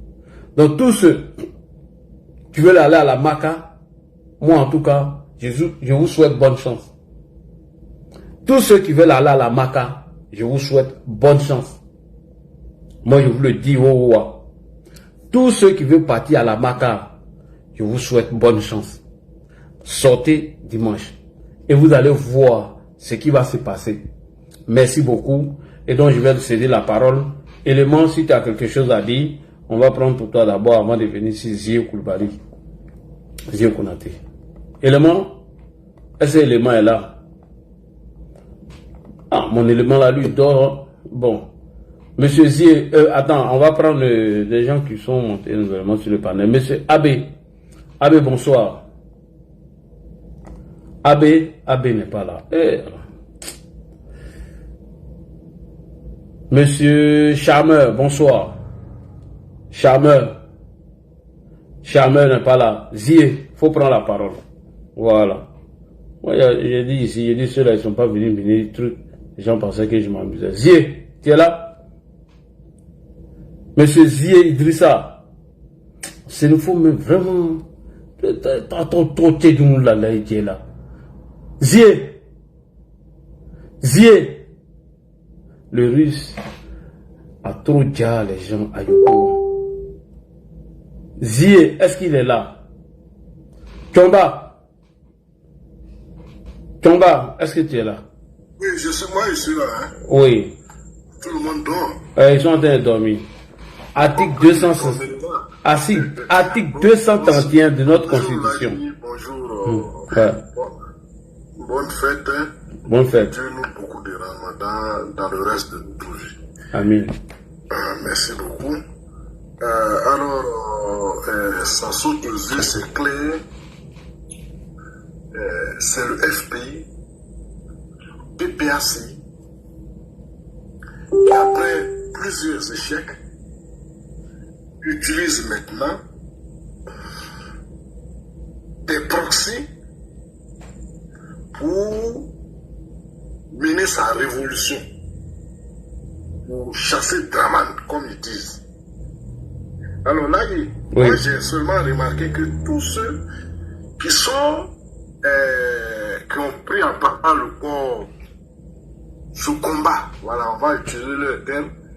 Alors pourquoi bizarrement, ce sont ceux qui étaient dans l'opération Trop c'est trop, ce sont les mêmes. Il y a quelque chose qui me dérange. Et ils disent que non, c'est pour tous les Ivoiriens. Mais bizarrement, c'est ceux qui ont échoué au trop c'est trop. Et ceux qui ont échoué à faire des attentats dans notre pays, qui se retrouvent là en train de nous dire que non, nous sommes en train de souffrir.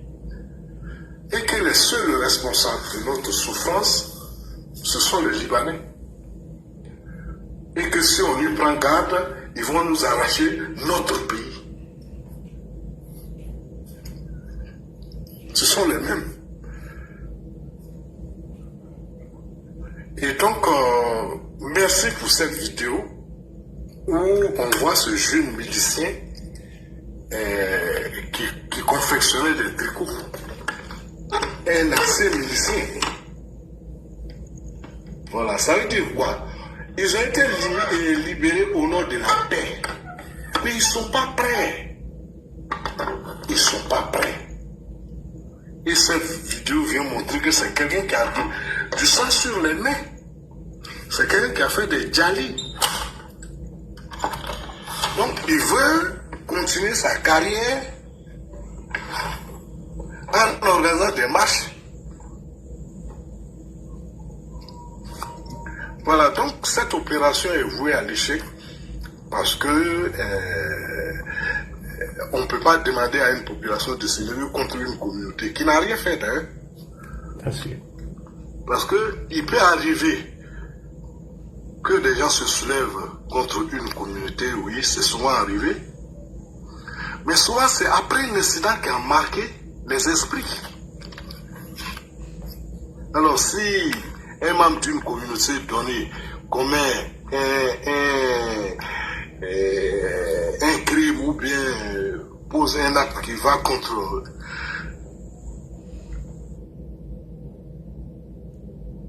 la morale, c'est pas toute la communauté qui doit payer.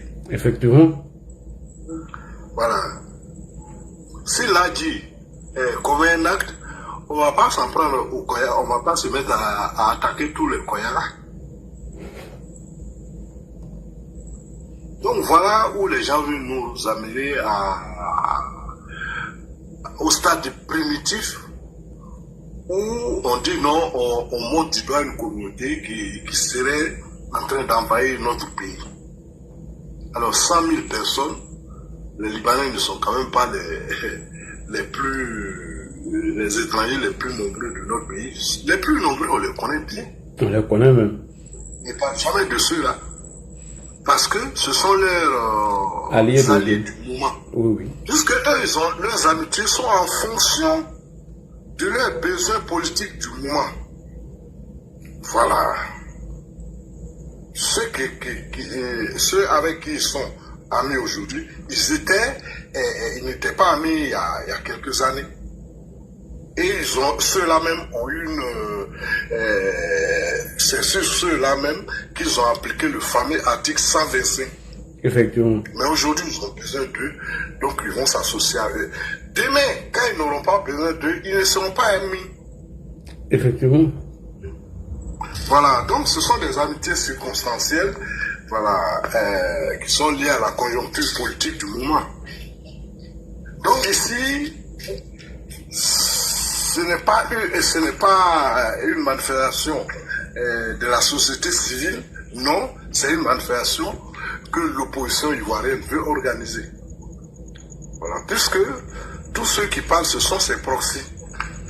Ils vont nous dire que non, Tchesco, celui qui mène le combat de la haine, voilà, Tchesco n'a pas de parti politique.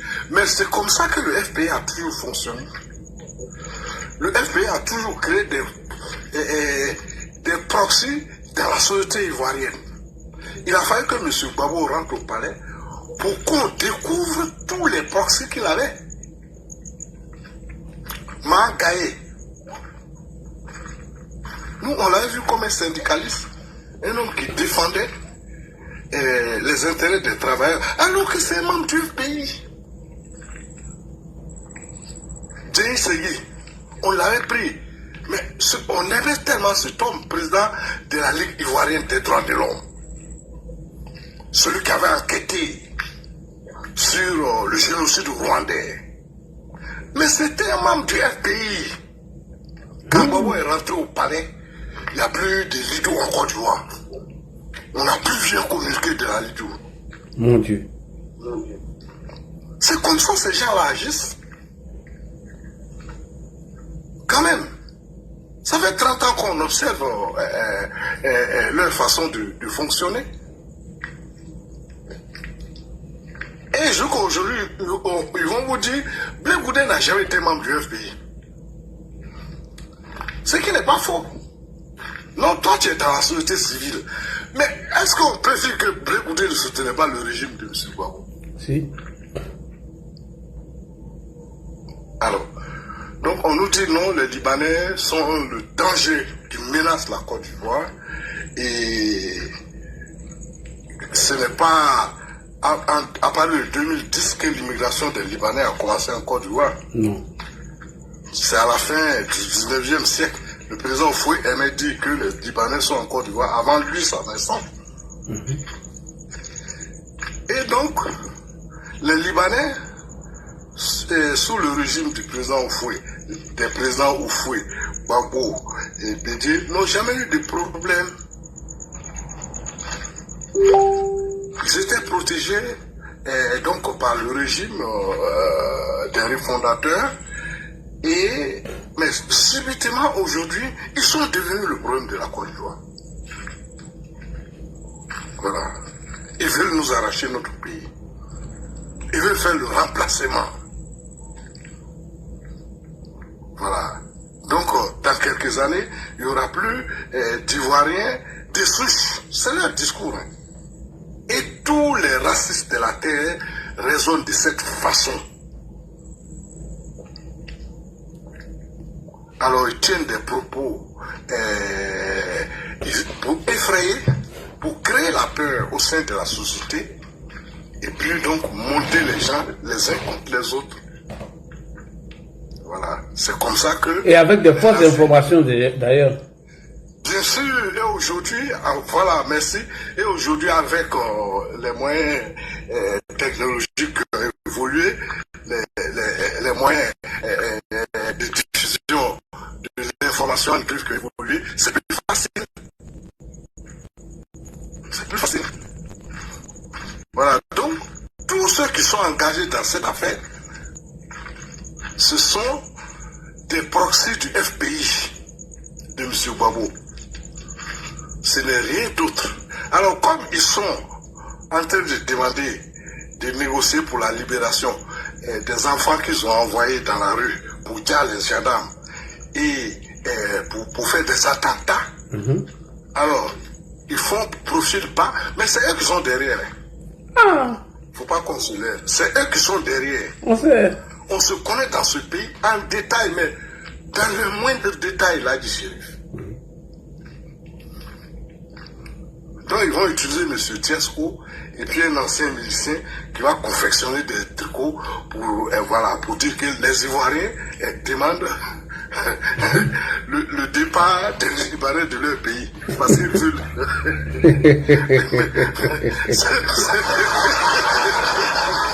Ils vont faire pour des idiots. Donc, les Libanais sont devenus menaces. Voilà. Alors que hier... Oui, bonsoir. Comment tu vas? Alors que hier... Amina. Alors que hier, ils étaient amis. Hein? Quand M. Gbagbo a vu les impôts que, comment on appelle, c'est que les Ivoiriens payaient à l'État ivoirien comme impôt, il a dit, mais il faut leur donner une chambre de commerce. C'est lui qui a autorisé. Ils étaient amis, mais pourquoi ils sont devenus subitement ennemis aujourd'hui?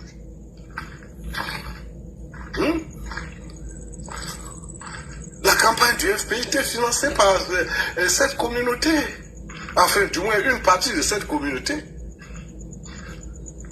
La campagne de 2010, là, on a vu beaucoup de Libanais autour du régime, avec le régime Gbagbo. Ils n'ont jamais eu de problème.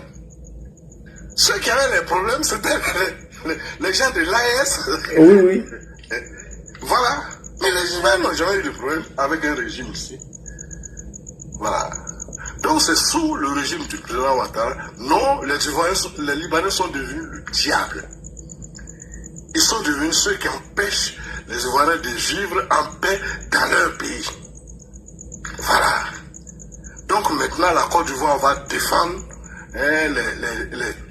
tous les Noirs de la terre qui subissent le racisme dans les pays arabo-musulmans. Voilà, il faut arrêter. Voilà, il faut arrêter, comment on appelle, cette comédie, cette haine.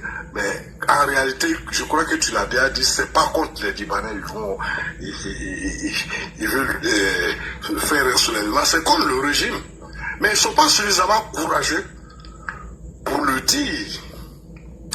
Voilà, donc c'est ce que je peux dire. Ndengue vient d'arriver, j'espère que ton élément est arrivé. Mais moi j'étais là même, mais comme... bon, d'accord. Là, il t'a envoyé un dossier là. Ah d'accord. Ouais, vas-y, il y a Dengele qui est là, hein, on va lui... D'accord, il y a un Dengele en grand. Même en grand, on va voir entre le président Ouattara et puis Laurent Gbagbo, qui sont parmi ces deux présidents-là, qui est proche des Libanais et qui a donné l'opportunité aux Libanais dans notre pays et qui a fait des Libanais des personnes, comment je vais dire, des grandes personnalités dans le pays qu'on appelle la Côte d'Ivoire. Vous voyez, là, dans la vie, il faut être sérieux. Le président Alassane Ouattara, quand il l'a interrogé, pendant la fête aujourd'hui, il a dit qu'il souhaitait la paix dans les pays voisins. Et c'est le mot la raison qu'ils ont publié. Pour que les gens du Burkina Faso puissent écouter. Pour dire, vous nous souhaitez le mal, nous, vous souhaitez le bien. Il a dit, c'est le tout à l'heure dit. Et si les gens s'arrêtent, c'est la partie de la franchement, c'était une analyse spécifique.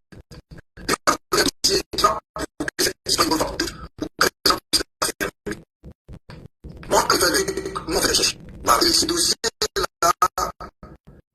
je dois ça.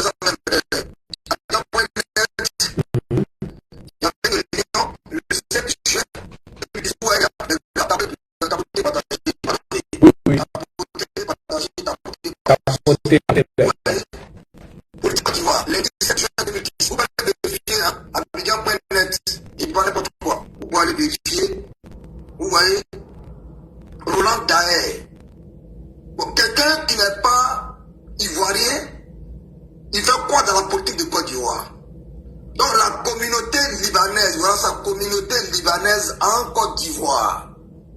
Communauté libanaise en Côte d'Ivoire, ils se sont réunis le lundi 7 juin 2010 pour dire que si Laurent Gbagbo ne passe pas, c'est fini pour eux en Côte d'Ivoire parce qu'Alassane Ouattara est un homme sérieux et qu'il aura la justice, il aura le droit et que les gens ne pourront plus se foutre des Ivoiriens encore. C'est les Libanais qui étaient inquiets. Voilà ça ici, hein. Et puis je vais vous lire tout. Moi, je n'ai pas d'idée. Hein. Vous voyez, non? Abidjan.net. Publication le lundi 7 juin 2010. Voilà. Je finis ça. On vient ici. Économie. Vous voyez? Économie encore de Côte d'Ivoire. Là, je vous ai montré la page de politique. La même personne est là. Économie. L'a dit. Oui. Ça, c'est le temps de Laurent Gbagbo. Effectivement. En économie, quand on parle de politique, les Libanais mettaient les bouches dedans. Quand on parle d'économie, ils mettaient les bouches dedans. Donc vous tapez, quand vous allez sur Google, vous tapez lobbyiste financier. Ce que devient les Libanais de Gbagbo. Voilà ça, c'est sur Google. Hein. Là, ils envoient le dossier, il faut donner des petits, ils vont imprimer. Parce qu'il faut qu'on ferme les bouches. Pour que cette histoire de Libanais les amène dans leur gueule, et puis on va passer à autre chose. Parce qu'il faut qu'on s'occupe de l'AES. Ils veulent nous distraire. C'est tout. Vous tapez LOBBYISTES, virgule, financier au pluriel, virgule, ce que devient les Libanais de Gbagbo. Voilà, ça c'est écrit. C'est-à-dire que Gbagbo avec ses Libanais. Ça a été publié sur tout, c'est pas, il y a un Facebook, X et tout. Ça a été publié sur tout. Voilà le même Libanais qui est là. Donc là, je vais lire pour que les gens puissent voir ce qui est là-dedans. Voilà. Donc, ce qui est écrit ici, même s'ils ne sont pas pour la plupart encore inquiétés, plusieurs membres de la communauté libanaise réputée proche de Laurent Gbagbo risquent de connaître une traversée du désert avec le changement du régime à la tête de l'État. Si la fin de l'État, grâce pour eux, certains Libanais ont quitté temporairement le pays pour se mettre à l'abri. Où se cache-t-il? Vous comprenez? Donc, ce que je vous ai montré, c'est qu'ils avaient publié le 7 juin, là. Les mêmes gars, là, en juin 2011, un an après, on les voyait plus, ils sont tous allés se cacher. Ils vont commencer par le premier Libanais de Laurent Gbagbo, qui s'appelle Roland Daguerre. Roland Daguerre, son soutien à M. Laurent Gbagbo allait selon plusieurs sources au-delà des dividendes financières qu'il espère tirer en effet pour justifier sa proximité avec l'ancien chef de l'État. Roland Daguerre a toujours évoqué les raisons idéologiques. Il était donc à l'avant-garde du pseudo-combat contre le colonialisme. Voilà les Libanais qui disent qu'ils étaient avec Gbagbo Laurent contre le colonialisme. C'est les mêmes Libanais là, les propres Gbagbo viennent accuser pour dire que les Libanais sont en train de les changer dans les quartiers. Vous voyez, on va lire, on va descendre. Donc, engagé par Laurent Gbagbo, donc il a fait ce combat avec Laurent Gbagbo et pour lui, il a valu d'être, comment on appelle ça même, bombardé, conseiller économique, social, aux côtés de Laurent Gbagbo, donnant Fologo. On ne peut pas ignorer que tôt ou tard, l'Ivoirien acculé finira par trouver un bouc émissaire. Et ce bouc émissaire, ce n'est pas en Europe qu'il puisse être. Il se trouve loin. Mais nos pauvres frères burkinabés, maliens et nigériens qui travaillent avec nous depuis 30 voire 40 ans, avaient critiqué les Nigériens et qui travaillent avec nous depuis 30 ans, 40 ans. Donc la prise du pouvoir par M. Alassane Dramane Ouattara après Laurent Gbagbo donne la débandade aux Libanais. Vous comprenez? Ça c'est le premier Libanais de Gbagbo Laurent, Roland Gaël. Après Laurent Gaël, je vous montre encore, vous parlez les dossiers, hein? Roger Abinader, un grand industriel. Cet industriel ivoiro-libanais. Voilà ça ici, Lagui. C'est-à-dire que lui, là, il est ivoirien avant même que le président Alassane Ouattara n'arrive au pouvoir. Donc, de quoi parle les corps? De quoi parle les corps? Et il est ivoiro-libanais. Avec d'autres choix. C'est-à-dire que cet industriel libanais avait-il d'autres choix que de se jeter dans les bras de Laurent Gbagbo? Voilà ça ici. Un dossier qui a été publié avant même que le président Ouattara même se mette au travail. Donc Laurent Gbagbo lié dans toutes ces affaires. Difficile de répondre par manière tranchée, par oui ou non, des sources de sa communauté. On dit ce monsieur a connu beaucoup de péripéties. Voilà un peu on a dit. Il a connu beaucoup de péripéties avec sous Félix Houphouët-Boigny. Ça veut dire qu'il a rencontré beaucoup de difficultés sous Félix Houphouët-Boigny. Parce que selon nos témoignages que nous avons pu recueillir dans le cadre de nos investigations, les proches de Houphouët-Boigny tentaient de posséder de nombreux petites reines, toutes sociétés de ce Libanais. Autant d'Houphouët-Boigny là, les sociétés qu'il voulait acheter, les sociétés qu'il avait, les gars du PDCI voulaient l'arracher toutes les sociétés là pour nationaliser ça. C'est pas possible. Donc, ce monsieur, le fait que Houphouët-Boigny ne voulait pas qu'il y ait des sociétés, voilà ça ici. Donc, des proches collaborateurs du père de la nation ont tenté de déposséder cet amoureux de la petite reine de toutes ces sociétés alors qu'il était malade.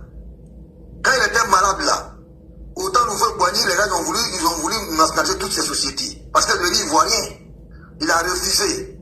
Une fois remis de sa maladie, il a pris ses distances avec le clan Houphouët-Boigny. Voilà ça ici. Une fois remis, il a pris ses distances avec le clan Houphouët-Boigny.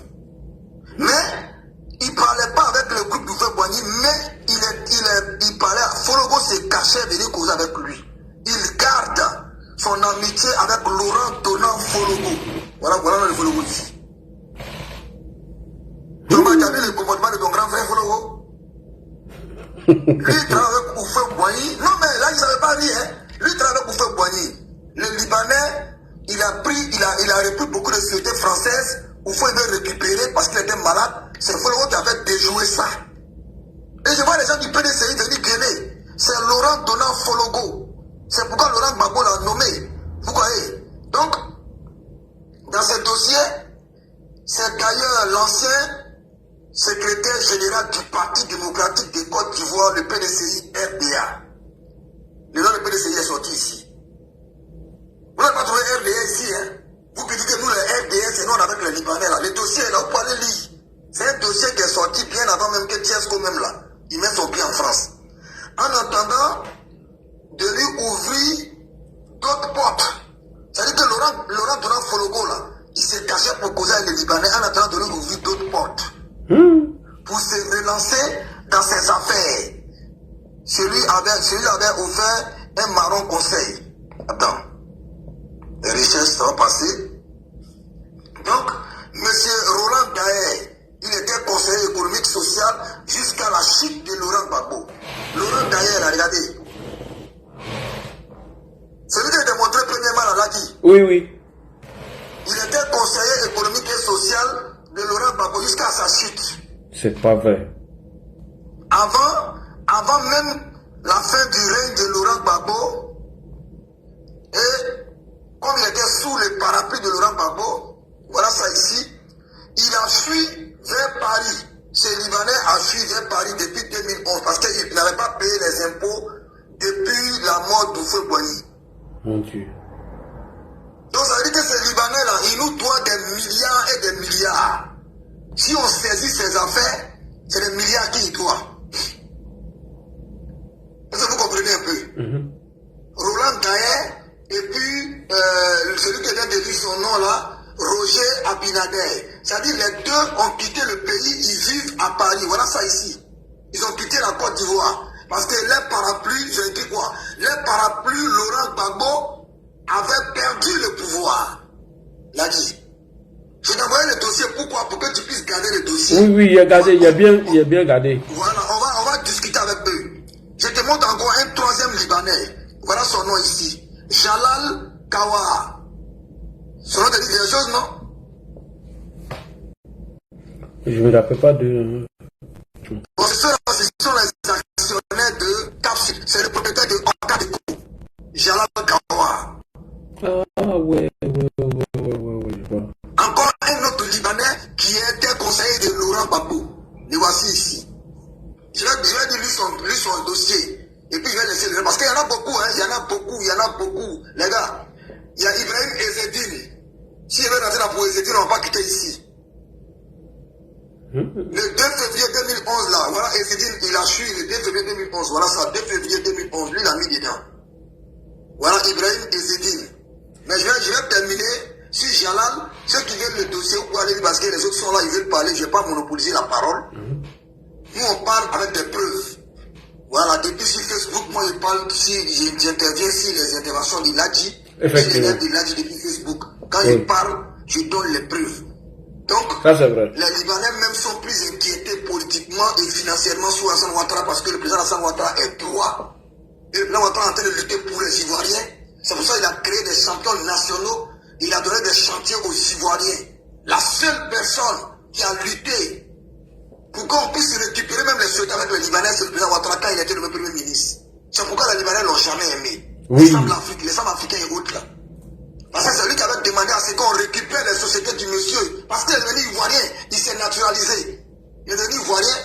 Et le gars, quand il est devenu maintenant, c'est Donald Fologo qui a fait déjouer ce plan. C'est-à-dire que Hassan Ouattara veut prendre un truc pour le mettre à l'état de Côte d'Ivoire. C'est Fologo qui a fait déjouer ça. Et le même Fologo venait gâter notre Hassan Ouattara pour dire que non, c'est quelqu'un qui a fait un travail pour que Nayan sorte de la Côte d'Ivoire. Donc, Jalal Kawa, lui son histoire. Ce qui a prouvé qu'il était avec Gbagbo Laurent, les journalistes l'ont, le jour lors de l'inauguration de son nouveau magasin, le 17 juillet 2008, Jalal Kawa, patron de Orcadeco, a eu l'idée d'inviter le chef de l'État, alors Laurent Gbagbo, heureux de casting ou signe d'une vraie collision. Toujours est-il que la présence de Laurent Gbagbo à cette cérémonie a apporté beaucoup d'eau au moulin des Libanais. Voilà ça ici. Vous voyez les gars, les Ivoiriens, vous tapotez, partagez, hein. Lisez vous-même. Orcadeco là, c'est pas pour un Ivoirien, Libanais. Laurent Gbagbo était là-bas. Mais à l'époque là, où était Tchesco le sultan? Où étaient tous ceux qui sont à Paris dans le grenier en train d'aboyer? Ils étaient où? Est-ce que Laurent Gbagbo ne pouvait pas avoir l'argent pour faire un magasin qui appartenait à l'État de Côte d'Ivoire? Les gars, vous voyez la vérité. Hein? On dit ça apporter de l'eau au moulin. De l'eau au moulin. Quel moulin? Le moulin des Libanais. On va lire. Ça apportait, cette cérémonie a apporté beaucoup d'eau. Voilà, ça c'est qui pense que c'est quelqu'un qui dit n'importe quoi. Beaucoup d'eau au moulin. Voilà. Donc, ça a donné beaucoup d'eau au moulin de ceux qui assuraient que le clan Gbagbo avait sa main dans ce business. Voilà ça. Le Gbagbo, mais il était impliqué dans tout, hein. Ah mais voilà ça, c'est écrit noir sur blanc, l'a dit. Publié le 7 juin 2010 et puis reformulé et puis partagé parce que les gens avaient déjà dit ça. Voilà ça ici. Le clan Gbagbo avait sa main dans ce business. Voilà ça ici. On dit Jalal là. Parce que Jalal, il connaissait Bourgi. Bourgi, c'est un Libanais d'origine qui s'est naturalisé français. Bourgi, son vrai nom même, son nom libanais, c'est, comment on appelle ça même, il a le même nom que le joueur algérien là. Mahrez. Oui. Il s'appelle, voilà. Riyad Mahrez. Il s'appelle Mahrez. C'est son vrai nom, Bourgi. Parce qu'ils sont naturalisés. Donc, le clan Gbagbo avait sa main dans ce business. Toujours entre deux avions, Jalal Kawa n'a pas attendu que la situation pourrisse avant de quitter Abidjan. Est-ce que vous voyez un peu? Quand ils ont su que Laurent Gbagbo allait perdre le pouvoir là, depuis juin 2010 là, ils ont commencé à faire quitter les familles. Il a quitté Abidjan. Le régissime homme d'affaires aurait pris la direction de l'Europe où il demeure reclus jusqu'aujourd'hui. Tu comprends un peu? Oui. Parce que s'ils rentrent, ils vont taper les impôts, les studios vont revenir à l'État. Donc, Ezzedine, voilà ça ici, qui détient 70% de l'exploitation de riz en Côte d'Ivoire, au temps de Laurent Gbagbo. On a dit, Ibrahim Ezzedine, il a prospéré dans le secteur de riz à 70% en 2001. Quand Laurent Gbagbo est arrivé, voilà ça ici. 70%. Donc vous les Ivoiriens, vous les peuples qui vous plaignez là, Ibrahim Ezzedine là, avant l'arrivée de Gbagbo Laurent, c'est pas lui qui contrôlait le riz. Donc je vous arrête, voilà le nom de Gbagbo dans son dossier ici aussi. Voilà le nom de Gbagbo Laurent ici. Voilà les 70% qui contrôlent. Ici, le riz. Voilà ça ici. Ouais. CDCI. Moi j'ai fini de parler, vous prenez le dossier, vous allez, je sors, je vous montre le dossier, n'importe quel débat, même si vous êtes 5 personnes, ne vous laissez pas berner. Vous écrivez lobbyiste financier, c'est que deviennent les Libanais de Laurent Gbagbo. Voilà ça. Il y a le 18 juin 2011. Et quand vous rentrez, ils vont vous dire, c'est tout ce qu'ils ont publié sur les Libanais dessus. Vous allez voir, c'est depuis les années 2002-2003, les Libanais qui ont eu des ascensions, qui ont commencé à monter dans les affaires, comme Ezzedine et autres là, qui ont récupéré tous les secteurs du riz en Côte d'Ivoire. Mon Dieu. Autant de Laurent Gbagbo. Le dossier, il est là. C'est lui qui peut discuter ça. Bien point net, il n'aime pas ça, tout le monde sait. Oui. Ils ont voulu mélanger les élections. Oui, récemment là. Si Abidjan.net l'a dit, si Abidjan.net était un journal proche de la Saint-Valentin, on peut dire que non. Depuis 2000, on a commencé les manigas. Mais lui, il n'est pas avec nous. Il n'est pas avec nous. Il n'est pas avec nous. Et tous ceux qui ont publié, quand ils rentrent, tous ceux qui ont publié sur les pages, il est là, voilà le Libanais qui est là. Et tous les autres pages sont là. Le dossier est là, Abidjan.net. Donc les gars, allez-y, téléchargez. Vous mettez ça dans votre téléphone. Et que le débat commence. On verra qu'ils nous sortent un dossier où le RHDP ou bien le président Alassane Ouattara a rendu des Libanais célèbres. C'est ce que nous on veut voir. Et ça là, le dossier ce qui est de Sam l'Africain et autres, je vous laisse Ladi et il y a d'autres personnes sur ce panel-là qui sont plus au courant de ça que moi. Qui vont vous dire, les Sam l'Africain, ils étaient quoi avant Babo Laurent? C'était rien du tout. Rien du tout. Un Libanais qui prend le micro, qui traite les xénophobes, qui traite les nordistes, les Boyaka, les Maoka, les Odineka, tous les gens du Nord, les Djimini, les Bondouka, tout le monde, les Abros, ils nous traitent d'étrangers. À Yopoukou, à plusieurs reprises, Sam l'Africain, qui nous traitent d'étrangers. Et ce sont ces mêmes Tiesco, le sultan, là, leurs grands frères, là, les mêmes miliciens de Rougeau, là, c'est eux qui sont allés applaudir Sam l'Africain, qui traitait leurs propres frères d'étrangers. Aujourd'hui, vous nous dites, nous vous aider à chasser ces Libanais là. Nous, on n'est pas des cons. Jamais. Comme là, tu l'as dit, c'est le président Hassan Ouattara qui est visé. Effectivement, c'est ça. Mais ils n'auront pas, parce que pour atteindre le président Hassan Ouattara, il faut d'abord marcher sur le corps de au moins 25 millions d'Ivoiriens. 25 millions, même pour ne pas dire 32 millions d'Ivoiriens pour l'atteindre. Parce qu'il n'a rien fait de mal à quelqu'un. Ceux qui parlent de dire non, le président Hassan Ouattara a déjà les gens, le chalet de l'époque Hassan Ouattara a déjà les gens. Les dialogues qu'il y a eu entre Gueye et Gbagbo, là, c'est Ouattara qui les a déjà. Donc les gens n'ont jamais déjà dans le pays, là, sauf à le 19 septembre 2002, que les Ivoiriens commencent à se tirer dessus dans ce pays. Vous rigolez de quoi?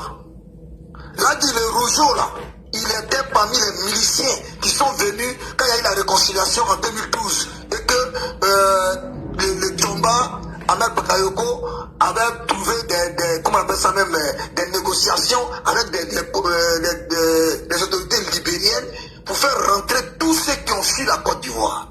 Les Rougeaux, là, ils étaient allés à Diokoé, ils étaient à Piankouma. C'est eux qui ont commencé à attaquer les Mossi dans les champs. Et quand les gars les ont matés, ils n'avaient plus de munitions, Mangaïe ne pouvait plus les envoyer les munitions, ils sont venus à Abidjan. Et quand ils sont venus à Abidjan, là, Rougeau, là, c'est qu'il a montré aux gens, c'est Dieu, l'a dit, qui a en train de faire amener ceux en prison. Parce que c'est que les Rougeaux l'ont montré. Les Choukouya, les Rougeaux, là, ils ont génie enfant des gens, ils ont déjà enfant des gens. Ils sont allés montrer si les gens on les a déjà. Mais le président Ouattara dans ça dit qu'il est tellement magnanime, il a laissé, et puis on les a donné une deuxième chance. Et Rougeau vient de cacher sa deuxième chance.